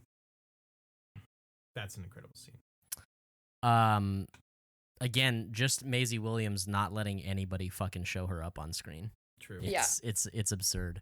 Big true. Yeah. Okay. So look, let's get into this bullshit here. This is a fucking roller coaster of emotion and what the fuckery. The like especially on rewatch, I feel like it's easier to like catch these things and really be affected by it. Like you have the shock value watching it for the first time, right? Where you sit in silence afterwards, like Em said, like where you're just like, what the fuck did I just watch? Mhm. But when you rewatch it with the perspective of knowing what's going to happen, you start seeing all the little things, and Yeah. you're like, Yeah. like when they shut the doors. I have a note here. Okay, so my note says it's insane how the intensity just like instantly changes after the betting ceremony. Yeah. It's fun. It's comical in a sense. We're getting the fucking cheeky jokes of his monster coming out of his pants or whatever the fuck by Edmure. And then we cut to Talisa telling Rob that they're gonna name their son Eddard. That's what I was gonna call it. You get the classic Game of Thrones where it's like, don't you want to teach little Ned how to ride a horse someday? And it's he, like, with almost like with tears in his eyes, he's like, "Yeah, I do. Yeah. Like it's just so heartfelt and not even to the trauma side of it. It's just such a tone shift from the Yeah. fun shit that we've Yeah. been seeing from the whole wedding, and it's like, oh man, that's some good stuff. And then the show's like, yeah, but just wait, like we're gonna Oh, tone but you shift thought. again. And Yeah. that's just like Game of Thrones in general. Yeah. I think every time there's a Yeah. big tone shift like that, you should know like some trauma's coming or it's not going to end up the way you think or expect. Right. I kind of But feel yeah, like I Game mean, of definitely, Thrones like- was an awakening for me because I'm such a gullible, like, believable person. I was like, oh, that's nice. That's so nice. And then it just, like, rips your heart out. And now, You're like, no, now stop, I don't trust stop, anyone stop it. anymore. It's in the immortal words of Will Ferrell, that escalated quickly. Yes. Yes. It goes from Yes. Kat noticing that Roose Bolton is wearing chainmail armor. Well, no, So- the first thing she notices is the door. Well, the door's being closed. the door sure. closed and the Rains of Castamere starts playing. Right. But I'm saying, like, she notices he's wearing armor and slaps him, and it goes from that straight to baby stabbing. And it's just like, oh, shit. Yeah. Was Roose Bolton supposed to be there originally? Yeah. Okay. Yeah. I will say, like, rewatching it, though, you kind of block out how intense it was. At least I did, personally. And this isn't, even in some episodes I've rewatched in the past, this, like, wasn't one that I'm like, yeah, let's rewatch The Red Wedding. Rewatch The Red Wedding. Because it is just a lot, and they save it just, like, perfectly for the very end, right? So you can enjoy more or less the episode, and then you have that tone shift of them talking about the baby, and then they just start stabbing it. And I don't know if it's just, like, because I'm postpartum, and we were also holding my child, but, like, once they started doing that, I was like, we shouldn't be watching this with him. So like, brutal. it's just so intense. Yeah, we were like, Logan, it's gonna be a long time before you're gonna watch this show. Yeah, I was like, yeah, no, this is not. We need to get okay. Logan's initial thoughts on this episode. It was just, like, a lot of staring at everyone else but the TV. He sleeps. He was asleep. He was asleep. Yeah. He was fine.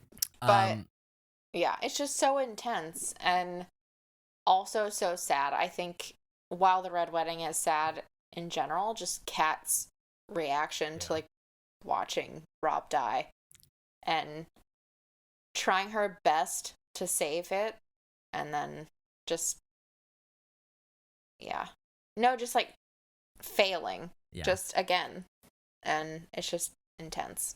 I always forget the actress's name, but yeah, she definitely had to have, like, fucking bloodied her vocal cords. We call her performing that Hermione's scene. mom. Yeah, it is. There you It is go. Hermione's mom, but I forget who she actually is. Poor lady.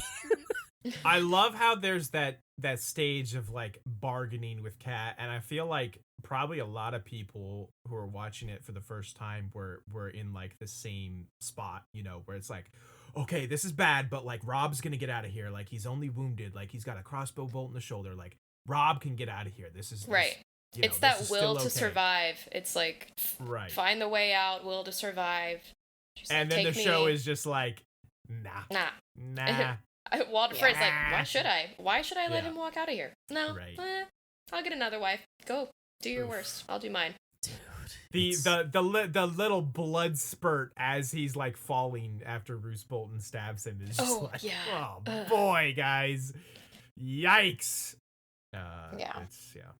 It's a rough watch still to this It's day. like, what more can you say? You know, I mean,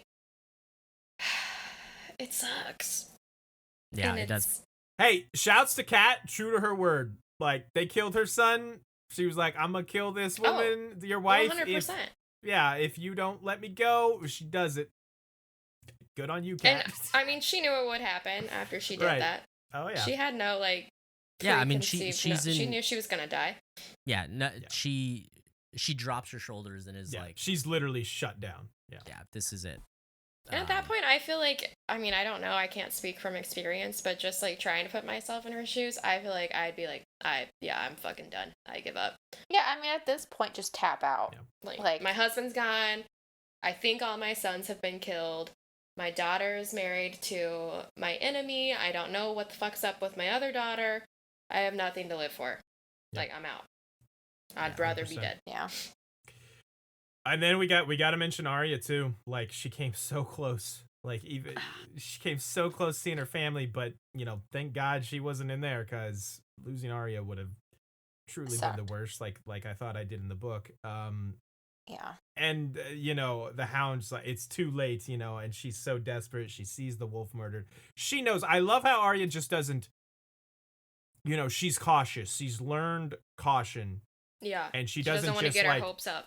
Yeah. Right. She doesn't just rush in. I'm Arya Stark. We're all buds here. This is all cool. She has been burned too many times that she is still hiding. She's still looking. She's still, like, you know, Syrio always told her, you know, looking is not seen, you know, and she sees things more than, like, maybe any other character, and she knows something isn't right. So she's still hiding, still in the shadows. Yep. Girl she can sees read the a wolf room. killed. Exactly. And it's think I feel in this episode the worst for her. Yeah. To be honest. Which is why we're on this point, episode. Exactly. Yeah. Yeah, is. see, it was it's planned. kind of like Perfect. The final loss of innocence in some ways. If there was because one right. shred left to lose. Because now she's got no one to go back to. If there was any innocence left, like, it's gone. Like, her mom's dead, her brother's dead. Like, Her father's Arya's dead. there's like a switch about to be flipped in her of where she just like genuinely doesn't give any more of a fuck. I think at this point, like, she doesn't know if Sansa is alive or not. She doesn't know if anybody in her family. She thinks maybe Jon at the Wall might be.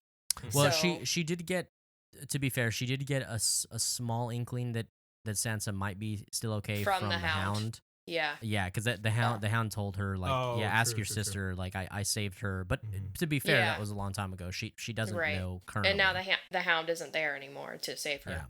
Yeah. But I think, yes, obviously it's, like, super traumatic for Arya. And, again, like, the loss of innocence thing, like, the heroes having to die for the next generation to come up, like, that whole arc. What I find the most interesting about the end of this episode is that the Hound isn't just like, okay, fuck you. Right. Like, because he tells us, like, I'm taking you for your ransom. I'm gonna get some change out of this. Like, you're only worth the money I'm gonna get out of you. Because he's like, oh no, we gotta get out of here. Like, he's still keeping her with him. So I was like, huh, okay. So what's your incentive now? And I think that's why these the scenes between the two of them earlier in the episode are so important. Exactly what you're saying, Sam, is I think the Hound, like, in these just few interactions, has definitely come to, like, have some respect and care for Arya. Yes. Because, like, she calls him, like, she's, calls him on his bullshit, and he, calls her right back, and they just kind of, like, he maybe doesn't care for her, but he at least has the, at least some care and, like, the respect of, like, I'm not just gonna let her go in there and get herself killed, Yeah, I think it's, like, classic, don't judge a book by its cover. Like, he has proven over and over again, whether it's with Sansa or saying no, he's not gonna do something that Joffrey wants him to do, or saving Arya's ass and, like, putting up with her kind of being a little punk, that he's not as, like, big and bad as he is. Like, he can back it up, definitely. But he's not, like, gonna, he's definitely still done some really bad things. But he still has, like, a moral compass a little bit.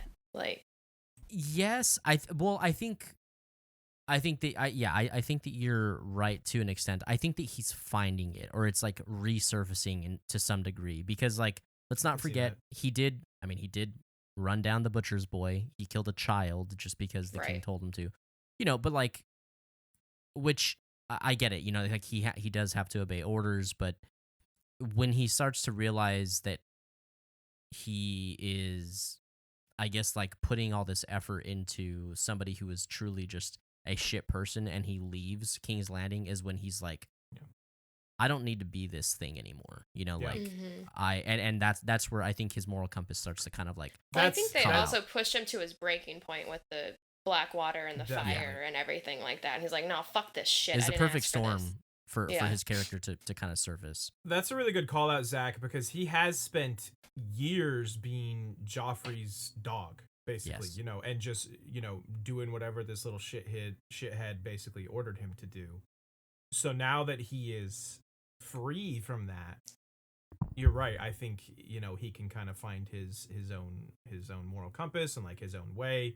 And, there were hints of that even very early on when he still was Joffrey's dog. Like, when Joffrey has Boros, I think it was Boros, or maybe it was the other guy, slap Sansa, and the Hound, like, kind of comforts her and gives her the, the handkerchief, and is just like, hey, keep that, you'll be needing it. Keep that, you'll be needing it. And, like, you saw flashes of it, but now I feel like that he's free from Joffrey, he is trying to, do better and do even more. So that's a good call out. Real quick, I also love, while we're on the Hound, him trying to bring him back the pig's feet thing. Him trying to bargain with the pig's feet. Like, the guy's like, get out of here, the feast is over.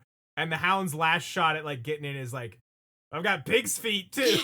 And the dude's just like, are you soft in the head? What is like, who gives a shit about pig's feet? It's like, dude, the Hound, only you care about the pig's feet. I mean, look, the true winner of this episode is the Hound, because now he gets to keep all that pork. That's true. Best part All of the that animal. nice salted pork. Exactly. It's good stuff. I think that this episode is like obviously kind of the pinnacle of like Game of Thrones what the fuckery. The first time we experienced something to this extent obviously is when Ned becomes poor old dead Ned. And you kind of have this like I feel, I can't remember if it was Scott or you, Sam, that said this earlier, like this like sense of like security, kind of like, not that bad shit can't happen, because we have been somewhat conditioned that this stuff can happen in Game of Thrones, but like to this scale, watching this for the first time was just, I could do just like Emily said, I could do nothing but just sit in silence after that. Just an all-out massacre we have not experienced of characters that we care about. Right. Yes.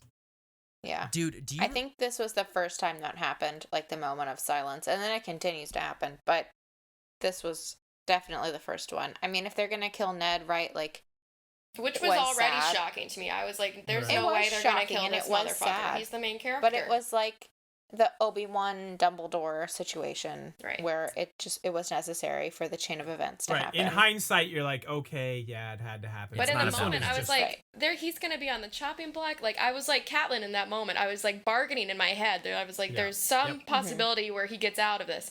Yep. Nope. There it Yep. goes. Yeah, but after the Rolling on Red the ground. Wedding, you're like, yeah, no one's safe. Yeah. Right. Like, because I think at that point in my head, I'm like, okay, well, there's a chance for Rob to do well in this.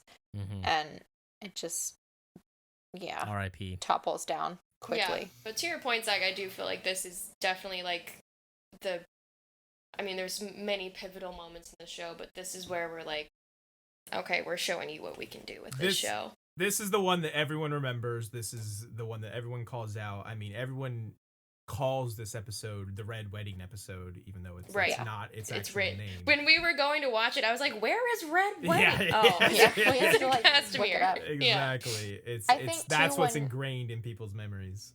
When you're starting Game of Thrones, or when you're talking to someone who hasn't seen Game of Thrones yet, like, every time it's just like, oh, we'll wait till the Red Yep, Wedding. Exactly. Just, 100%. if you're like, this is really slow, like, I've had people who are like, it's really slow, or not really into it, I'm like, just wait. I'm like, Yeah. who the fuck till are the you? Red Wedding, I'm like, you're probably and someone then who you only can- watches Bravo if you think that Game of Thrones is slow. Well, I don't get it. I mean, it's like, this kind of stuff's not for everyone, Go right? go back to watching NCIS. Go watch your Grey's Anatomy, Yeah. sit down. No judgment, but you're wrong if you think I'll that show is slow. I'll judge. I'm a judger. That's what I do. Yeah, man, this thing is something else. Dude, do you remember when you got me into Game of Thrones and I Yes. was Oh, out vividly. so I was out of work with like an issue with my jaw. Mm-hmm. And I was binging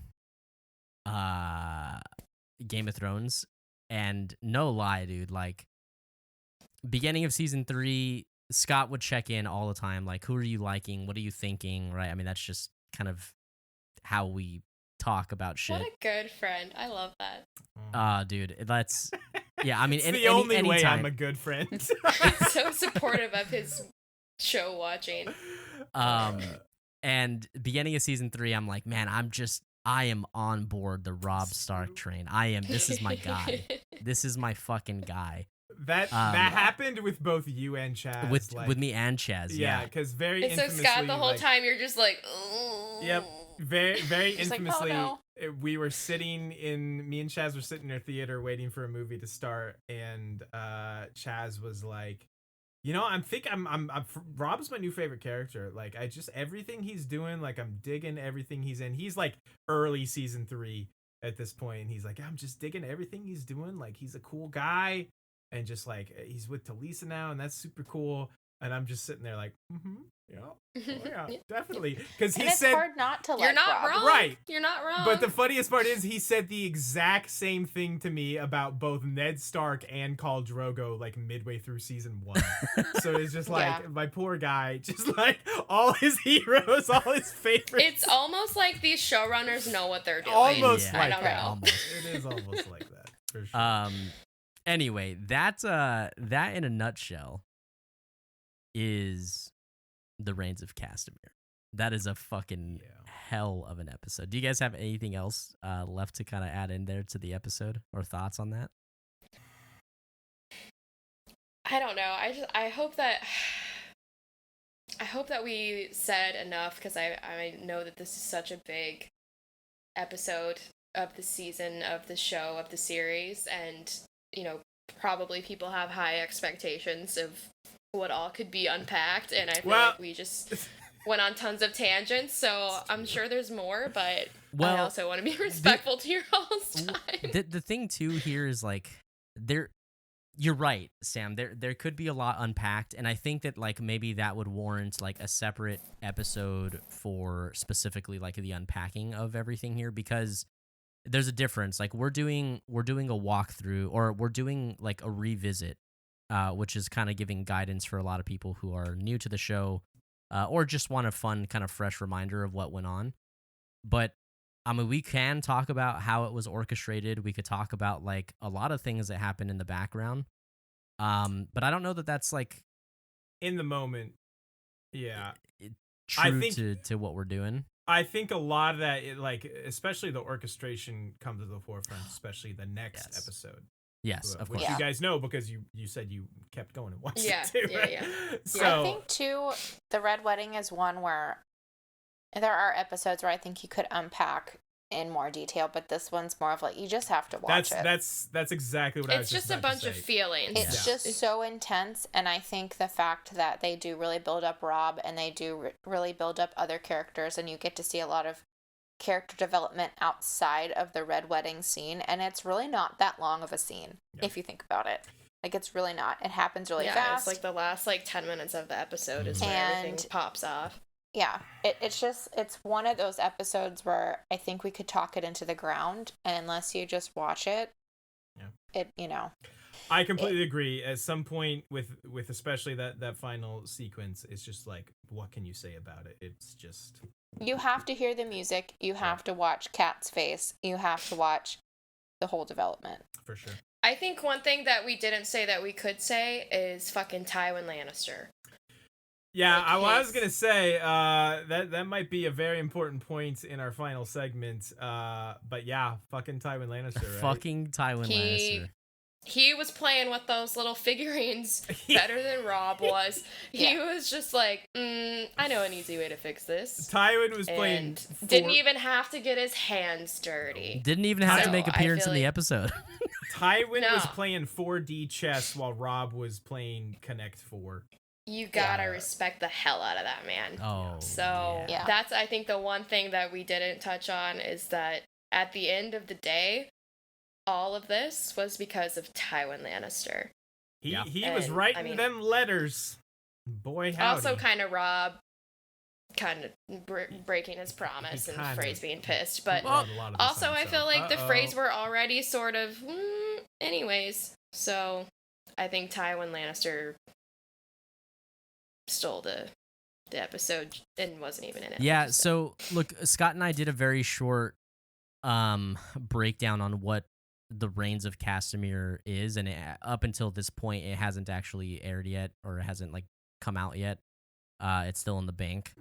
But to anybody who's finding our podcast and wants a little bit more information on this now because of this episode here, in short, the Rains of Castamere is a song that was kind of created for House Lannister, and it. Oh, there, Sam's real big again. Dude, what is going She's on? the star. I'm not She's the a star star. of God the damn it. episode.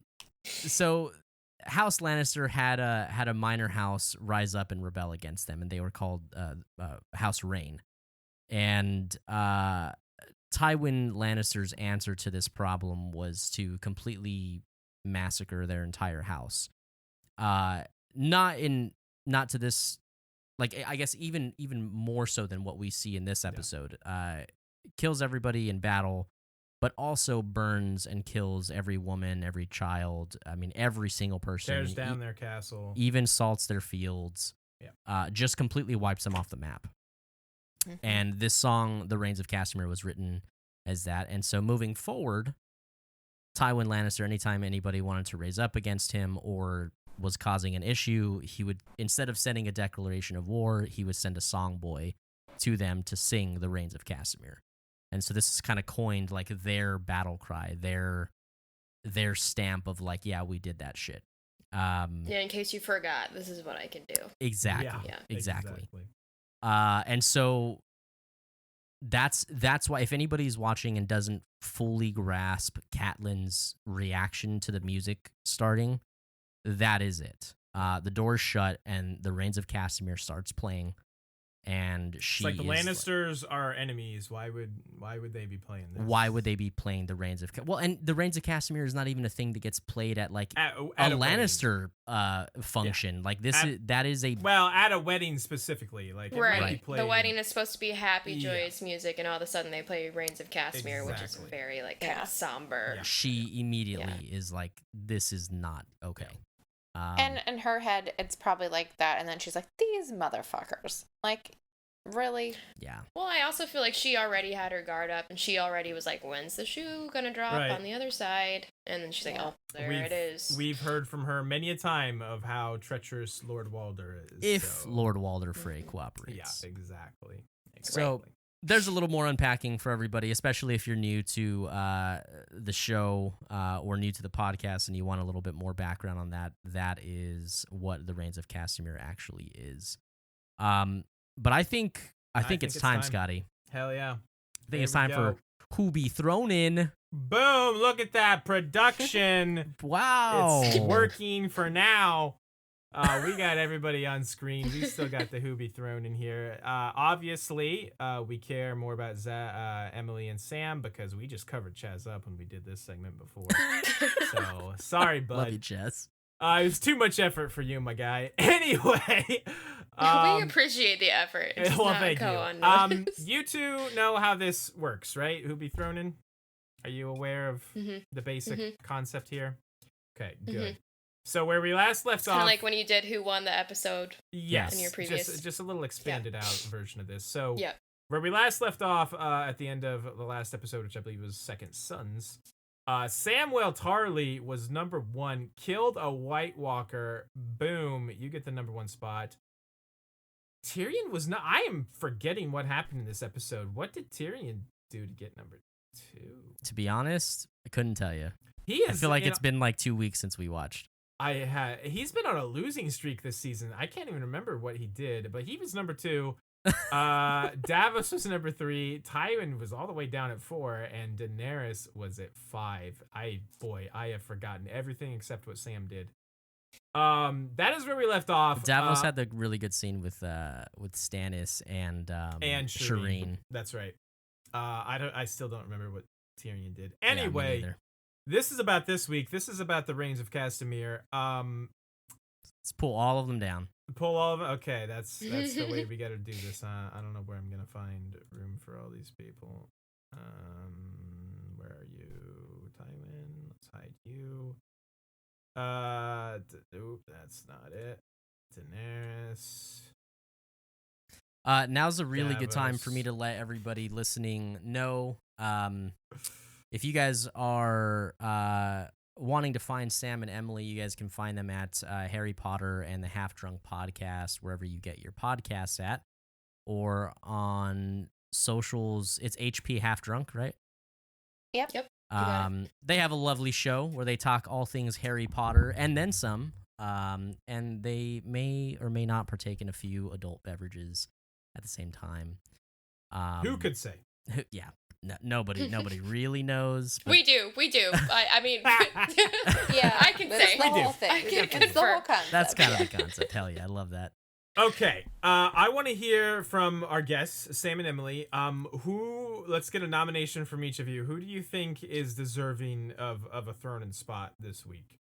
I mean, Daddy Lannister has to have it, I think. Well, even without being in the episode, he won. That's a little controversial, but I get it. I think that is a solid take.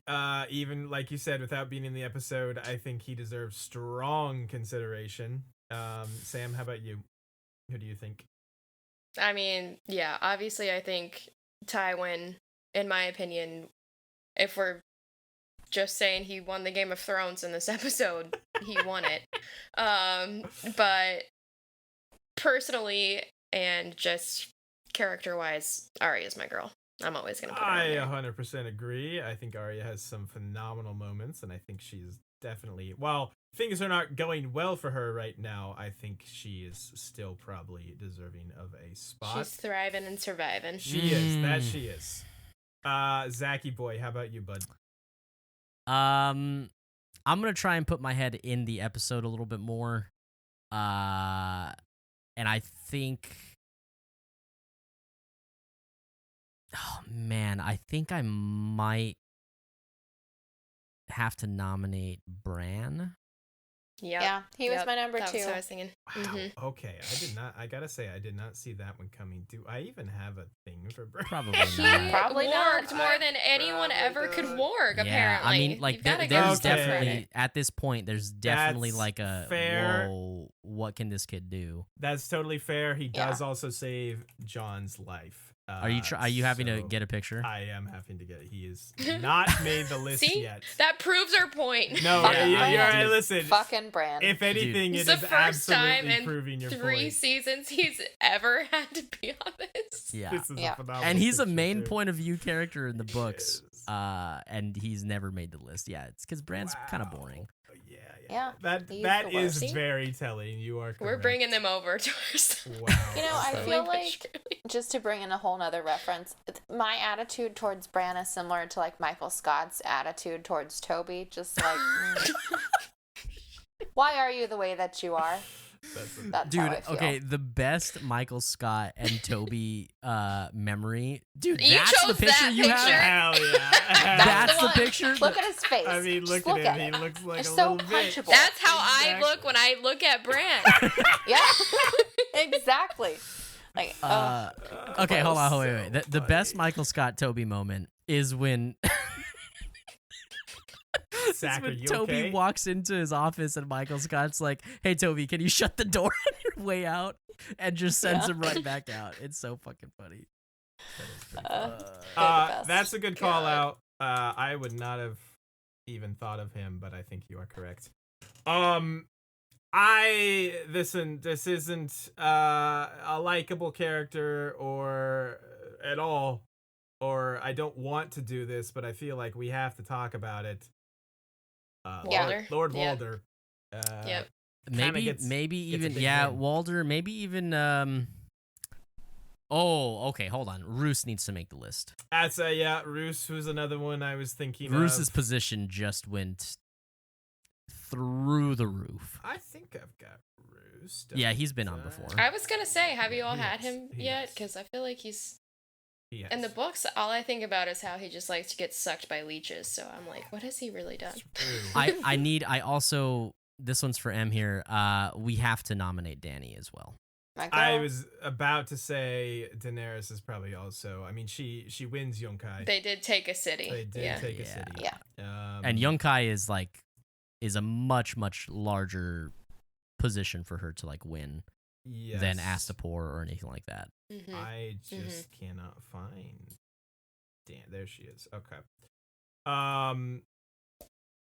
He probably won't make the list, but I do want to throw out there, real quick. Where are you? The Blackfish. Just Oh my for his guy. amazing looks, but also the most perfectly timed pee of all time. Yeah, he's the real winner of the episode. He is the for real sure. winner here. Is there any John? I guess escapes from the wildlings. He could say. does. Yeah, but I think Ygritte needs to be on this. She's the one who kills the old She man. does kill the old man, and she wants to defend her guy. But she's Tormund also is- lost her lover. That's kind of true too. I don't know if I feel like Jon should be on there. He was very conflicted about what he was gonna do. Yeah, That's and he's still true. not in a great position. He escaped, but he's being chased. We also haven't He talked escaped, about. but he's still gotten. We haven't. How Yeah. have we not talked about the Hound? Speaking of There's saving, too many now. saving people's lives, he literally saves Arya's life. One of our favorite characters. I think that the Hound supersedes Arya, by the way. I in would this episode, yeah. agree for this particular. Well, we need to cut some of these. Holy shit! Let's. Yeah, we need to cut Arya. There's a lot of people thrown in. There in are this a lot of episode. people thrown in. I man, it pains me because she has some great scenes, but I kind of agree. I think we need to cut Arya. I just think Let's- that her let's scenes before are, that- are part of the Hound scenes, and he does it You better can't- because he saves her. Okay, Well, I'm but gonna cut the Here's my blackfish. argument. I'm gonna cut the black. You She'll get can't her bring us moment in on this this episode with the promise of, oh, you guys like Arya, you'll come on the Red Wedding episode, and then not make her be one of the top 5 I mean, characters. maybe you that- guys need to argue her case a little bit better. Yeah, no, 'cause- that's a valid point. I want to float something. This may be a controversial opinion, but to this point, to this moment, not looking ahead, do we know and appreciate Tywin's influence on this yet? Should he make this list? I feel like I mean, Roose says the Lannisters send their That's regards. true. The Reigns of Castamere are playing. That's Like, true. you know But who Jaime, did this. Jaime told him the Lannisters send their regards. So Jaime should be. No, I'm kidding. I feel like Tywin either has to be number 1 or shouldn't be on the list. That's where I'm at. I know it's weird. I kind To of your agree. point, it's going to be more unpacked in the next It's episode. a lot more so- unpacked in the next episode, but man, also I don't it's think like, Tywin. I mean, look, I was gonna allow him to be a nominee, but I don't agree with him being on the list this week. Like although he has orchestrated everything, which we will obviously come to find out. We're talking about like This this is who does the most badass things, whose performance do we like the most. You know, like it's kind of a culmination of all those things, yeah. and Well, he's if it's just not. performance-wise, then yeah, he wasn't performing. I mean, yeah, Right. it's a combination. It's a lot of stuff. I Yeah, think I it is. agree. I think Tywin has to So go. Arya better stay on that goddamn list Yeah. first. You think her I'm not- performance I mean, is the better than thing Rory is- McCann's? Here's the thing. I kind of agree with Scott. I feel like Arya will get her moment in the sun. And in this episode, I think the Hound outdid her. If it's performance-wise, I think she does better than Daenerys, and I think she does better than Bran. I think I'm kind Everyone of on. does better than Bran. Like, a I- stick Anyone does but better Bran. than I Bran. think I'm on team both of them stay, to be honest. Okay. The Hound and Arya. Here's the thing. Like, it's not just performance. That's one of the many Right. things. Like, it's their position on the like the track, if you will, on the ladder, like who advanced their position, who did cool shit, who had great lines, and performance. Like, it's just who stood out in the episode. I don't think Ygritte makes it. I don't think so either. No. Like, she does some cool stuff, but against this is just too stacked of an episode. I think in a lot of episodes she would make it, but not this one. It's gonna be tough to pick our number one with these. Can I ask you if you think that maybe a little bit of personal bias, like I know I have for Arya, is not directing your opinion of the Hound? Oh, I mean, this is 100% a lot of personal bias here. Well, I mean, Okay, that's a fair question, but also I think the reason is like she more than likely would be dead if the Hound hadn't punched her in the back of the head she and would taken her away. 100%. She was trying to get in that room. Like her position would be nowhere if it wasn't for the Hound. I think it's kind of like at the end of the day, he saved her life. And he got Yeah. to eat some delicious pig feet Yeah. this week. He thrived. I will Yeah. say though, and I will agree. I do think that she had, like, as far as like acting performance, I do think Maisie beat Rory McCann for sure. Oh, in they're this neck episode. and neck for me, but I see what you're saying. How many do we have? 2, 4. We gotta cut one. We only have to cut one of these. That's not so bad. Who's that on the very right there? I can't. That's tell who Roose. that is. That's Roose. Roose Bolton. I think he can go. Yeah. Oh, man. Oh boy. What did he do? He showed up. He wore some chainmail to give a little oops. That's there's a true. peek, and then he stabbed Robb whenever he wouldn't die from the arrows. He's the Bolton kind of a house has bitch. always been like contending with the Starks for the North, and their biggest opposition has just been removed. Does Daenerys But they make also the already list? kind of did that by taking their castle, which, I mean, Theon took it, but then Ramsay, his bastard, came in and took it from Theon and lit it on fire Okay. and shit. Hold on. I'm gonna go big brain on this. You're not taking Danny off. No. Walder on the surface appeared gets a big win here. No, but now he's in But- Tywin's pocket. Well, hold on. He is taking all of the blame for this. You know who the blame is not on? Lord Tywin. It's on Walder Frey. He broke guest right, and now he is hated throughout the realm. Is that really a win for this guy? No, I don't like him as number one. No. I'm saying, does he make the list at all? We need to cut one. That's what we're trying to do here. Yeah, I personally, don't feel like he should be cut over Roose. Roose. I agree Yeah. with Sam. Man, okay. Yeah. I Because, think I mean, he it's probably still when you're thinks it's a watching and you're win. like, oh, fuck, the phrase just fucking fucked them up. Can't we just Like- cut Bran because none of us like him? No, because he warned This us no isn't one about else. who we I like, know, right? I mean, it is it's kind of will a little bit concede- who we It's like. kind of but- a little bit I will about that. concede that I want Arya to be on there because she's my favorite character and I love that bitch and I love everything that she does. But if you want to take her off, I stop don't. fighting tooth and nail I guess because the only I'm trying reason to I'm prove like a point that is not about who we like all the time. the only reason I'm like flipping between her and the Hound is because their scenes are the same. Like, They're kind of linked in this Yeah, episode. But to right, your right, point, right, he right. saved her. To your point, she was gonna be like, "Hey, I'm here." yeah, Stark." I'm a Stark. Also, Oh, kill yeah, me too. I think the Hound is a lock for this list in my mind. But look, if we do get rid of either Walder or Roose, then they both stay. What you just said doesn't make any sense. No, If then, we get rid of then- one of I'm them, sorry. they both stay. If we get rid of either Walder or Roose, then both the Hound and Arya stay. Sorry. We only have to Okay. cut one. Oh, okay, yeah.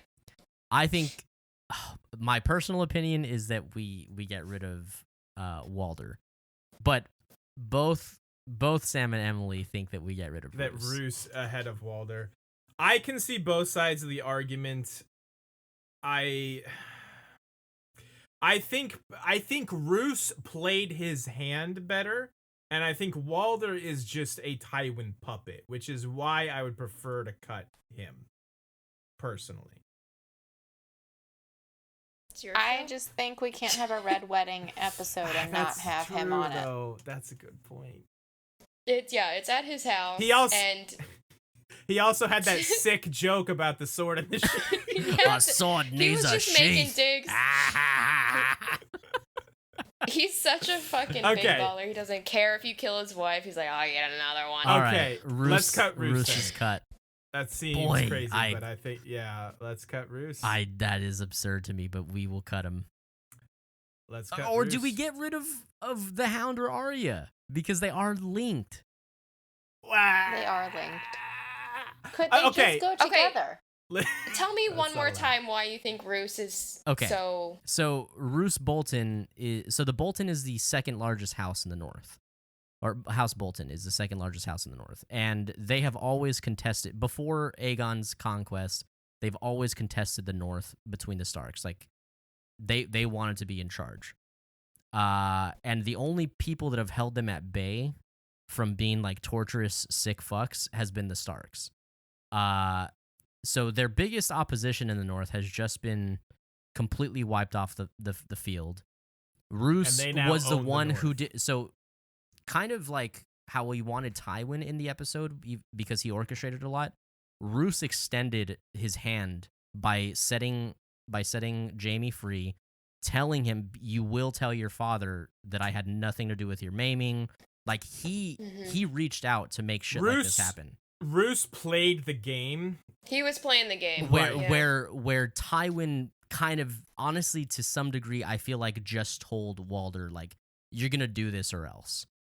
to some But degree. I also feel like Walder was ready to do whatever. yeah, like we've right. said, like he's already To get his established. Like he vengeance. doesn't come into the battle till he knows which side he's gonna win. Yeah, 100%. And So- with the Lannisters, he's like, I already kind of hate the Starks right now because they disrespected me. all of those things So- plus the fact that not that this was in the episode, but plus the fact that Ramsay's in the north. I mean, House Bolton is I just don't think we can get rid of Roose. yeah.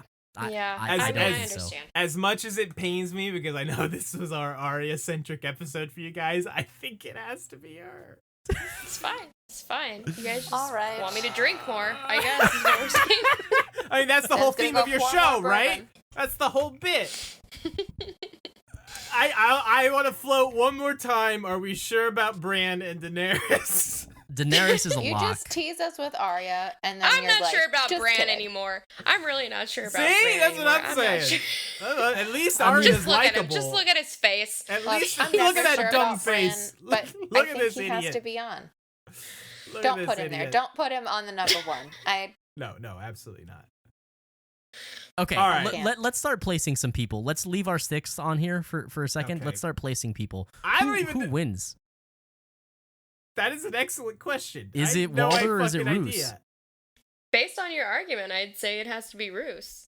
And then, yeah. I can't believe we were about to cut Roose and now we're gonna. I know, Now it's he's like we number did a one. full 180. Well, I think- I don't I know think what I that- believe anymore. To be fair, I think that we hadn't I don't think that we had fully flushed out why Roose deserves to be on the list until then. So I feel like Right, all I'm thinking is, like, what did he actually do in the episode? Sure, but right. when you're giving me the backstory, Okay. like, I didn't know that he was the second largest house and the whole contention. Like, I just thought the Boltons are just some, like, weird fucks that like to flay people. Can Yeah. I You're- counter? and I- now that they is get to just partly like true. openly be weird fucks Right, that like exactly. to flay people. Can I counterpoint with the Hound at number one? No. No. What did I mean, he do? you could counterpoint, but I don't know Besides that just I. be cool. He has saved Arya's life, and he's just rad, and I love him so But- much. Your segment is who be thronin'. And in the Game of Thrones, what did he win? If it's who be Alright. rad, sure. That's- But Arya Who If be we're ratting playing the was- Game So- of Thrones, That's fair. he's It not does- really, he's not playing chess here. He's just surviving. It does come down to who's just rad more often than you think, but he I really doesn't respect play the your game. argument. I respect your argument. Okay, then maybe it's Daenerys. Maybe she it is. always plays the game. No, She no, won doesn't. Yunkai. We didn't even talk about that whole section much at all. It's in Because the I mean, for good East. reasons. There's a lot in this episode, but she won Yunkai. She's got her hottie all bloodied up and ready to roll. In the She's sack hot and with ready to her. roll. Yeah, 100%. I can't believe I'm saying these things, but maybe it's Dany. I just feel like you can't do that when this episode clearly, like, This is the climax is Reigns at of the right place. Castamere. That's We're a gonna good put point. Daenerys That's as a the good number one. point. That's She's a good definitely on the point. list, but, like, she's not the focal point. Okay, as much so- as, like, she could have been, this could have been the climax of the episode, her taking True. a city, but it Okay, wasn't. so then it's Roose. Are we agreed? It's Roose or Walder. It's one of them. Just make it Roose, okay? Roose- Zach convinced us. So. Roose played the game better than Walder. God damn it. So I Well, think I Who names their son Roose? Like, what are we Catalyst. doing? who names their son Walder? Wow, that Zach's really dance right now is Wow. That was Take just your like stupid dancing. the ass out turnaround my of the century. frame. Jesus. Was Roose my dancing going out of frame? Roose No, was, I want it to go out of my Oh. frame. I don't Roose like was you down by rubbing that in 20 my points in the face. final 3 minutes of the game and came back to win. Holy God shit. damn Okay. it. So The then Hound it's- number 2. No, Daenerys number 2. Daenerys is number 2. Okay, fine. Daenerys is You don't number even have to talk about her, and she's still playing the game. She still took a city. Okay, the Hound number 3 then. Here. Give me Em, that. I would just like to challenge you, not to change her ranking, but I feel like she's always playing a game. She's playing her own game. Ooh. She's not always It might playing not the be game of the Thrones. game. Does Okay. She thinks Yunkai- she's playing the game. Does Yunkai To get be her fair, closer to she the has Iron no Throne? idea what the fuck is going on over there, She so has- she can't really play in the Game of Thrones Well, with other people. And that's because she's fucking occupying her time with all this shit in the East. That's because she needs her army and her ships to be able to go over there. That's fine. Daenerys is 2. I'm fine with that. But we have to go Hound at 3. Can the Hound and Arya be like a combo? I don't think Ooh. that's allowed. I don't. You guys keep saying that. I'll You have keep to saying- check the bylaws, but I don't think They're I so don't We think at least that's need- allowed. An honorable mention, I think. All right, look. Is Walter gonna make this episode? He has to. You can't have a. Fucking hell, This is the little fucker I'm looking at. Is Brandon Stark. Can we just annihilate Bran to feel better? Like, That's what I'm saying. he deserves to be on the list, but he doesn't. Dude, I don't know, man. Here- In one episode, he wargs into a person, and he I know. and he is And he saves his half brother's life well, by but being not only I know. not only another does he do the warg thing with into a Hodor, different but wolf. like this is the first time he's ever like willingly warged into, or I'm sorry, intentionally warged into Summer. And he's And like, he does I can kind do of this do shit. the mature thing by sending his brother away too. He does. He does. Oh, I hate this. Yeah, I think we're just gonna have to take the L and recognize that as much as we love Arya, she loses. It's just in not this her episode. Okay. Look, Arya's incredible, Yeah. but it's just not Let her me- episode. Let me do this. We're gonna throw the Arya on there, but then we're gonna put the Hound over the top of her. So she's kind of like She's still there, but she's yeah, not. she's She's there in spiritually- spirit. She's there Yeah. in spirit on the list. How do I do that? No, I got it. There we go. So she's there in spirit, because her and the Hound had great scenes together. Okay. Then I feel like it's Bran next, and then yeah. Really, I was about to say the opposite, but I don't really have. I'm fine either way with these last 2, to be honest. I think it's Bran next. Okay, fine. Sam, any objections? Sam doesn't give a shit now. I've tapped out. I've tapped She's out. so mad. Everything I care about is down the drain. I don't care. That's the way it goes Do sometimes. what you want. Play your little game. I've died at this point. You That's guys how are it winning. it be that way sometimes. Dude, I know you all said that you're not caught up on the Game of Thrones episodes that we've been doing, but the one that just came out, No, the for- one that just came out. oh, I'm sorry, yeah. Well, now that we're doing 2 week, I forget. The one that came out on Tuesday, Scott and I have maybe a 20-25 minute long argument between a couple. Like, and it's the first Okay, time we've yes. ever been heated. Actually, that episode is up, and it's out there. So I have to get your opinion. Do you guys remember the episode Blackwater, which is the big battle at King's Landing when Stannis attacks, right? Yeah. Yep. So Zach hard argued with me on Tyrion for number And 1. one, by the way. I will He did. point that out. My whole point was that, yes, Tyrion did a bunch of amazing things in this episode, but he ends the episode dying, bleeding out in the mud. Now, he doesn't die, but he get his face slashed in half. So how can you So put did you him say at number Cersei 1? won? Yes, mine was Cersei, who I was going for. This isn't the, hey, who's doing the, who like, Again, if you're gonna say that Tywin can't be on here because of the antics that we find out later, then I feel like Cersei can't be winning on that one. What? well, no, But she does Cersei's win. in the episode, to be fair. She's in the episode a ton, and her And performances are amazing. look, I will not deny She's that. in the episode, but do you know at that point that she's the one who told what's his name to try to kill Tyrion in the battle? Oh, well, no. It's not about that. It's about that she thinks she's going to die and then, is also going to kill her kid. But then she doesn't. She's saved. So everything's turning up Cersei. Yeah, That's but my whole point. And her performance is great. look, your biggest Her argument performance is on that, always great. Scott, is her performance. Your biggest argument is her performance, which is fantastic. But I don't Yes. think that there's a single person who's watched Game of Thrones that doesn't think back to that episode and immediately think about how incredible Tyrion is. I think I agree. There's not a I single agree. person. I think of Tyrion being dead if not for Podrick Payne. So I also had the argument that Podrick should be number 1. But he's the one who literally like had no place, had no reason, and he just stepped up because he had to, because no one else was that gonna that fucking do is it. just by I'm alone wide in and this. far Tyrion's episode.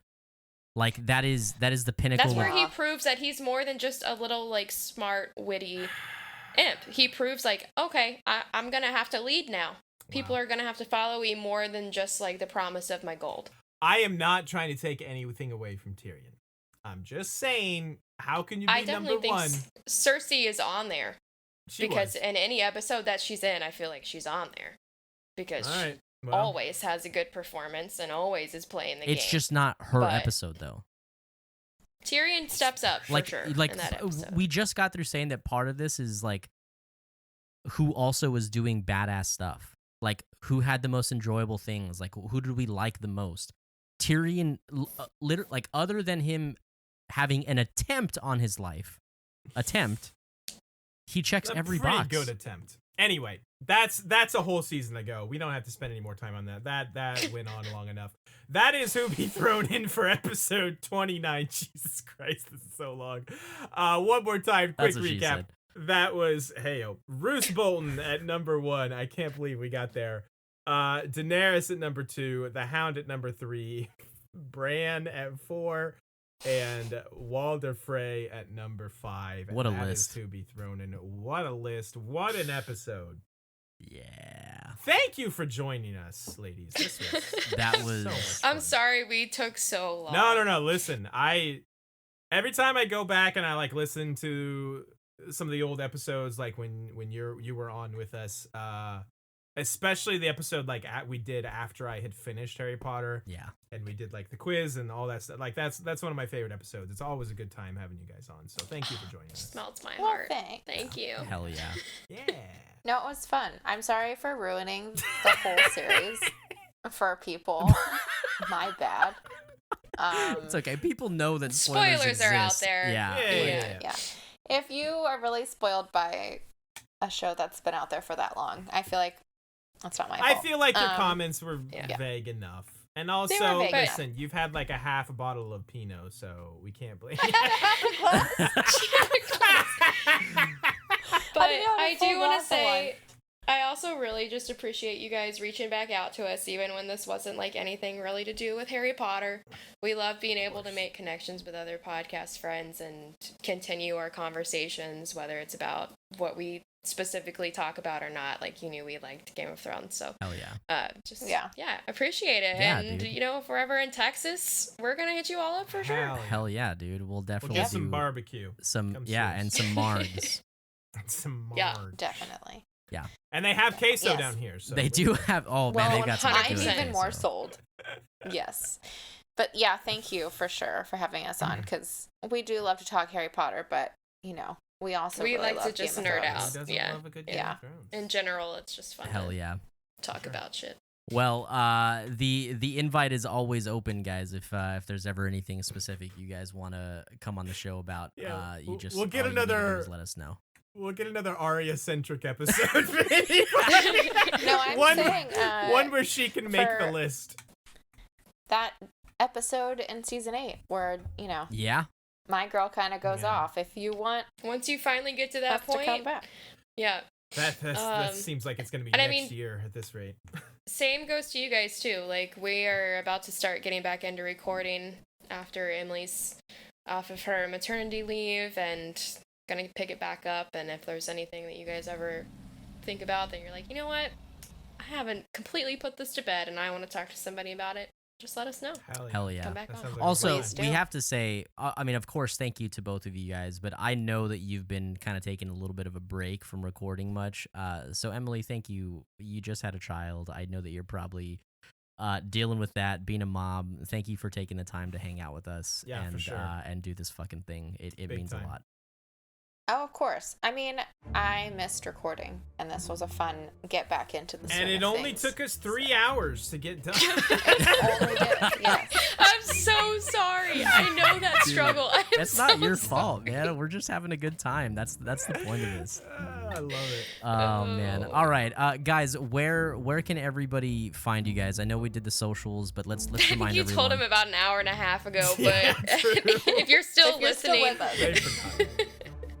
hphalfdrunk.com is our website, and we're at hphalfdrunk on all of the socials, and then you can just find us anywhere you get your podcast, Harry Potter and the Half Drunk Podcast. Awesome. And links will be in the description, of course.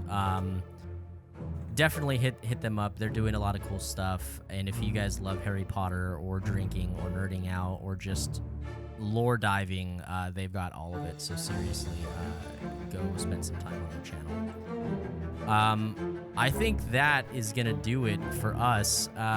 You can find us at We Don't Want a Pod. If you're new to YouTube, new to the podcast, subscribe, do all that fun stuff, and we will see you guys next time.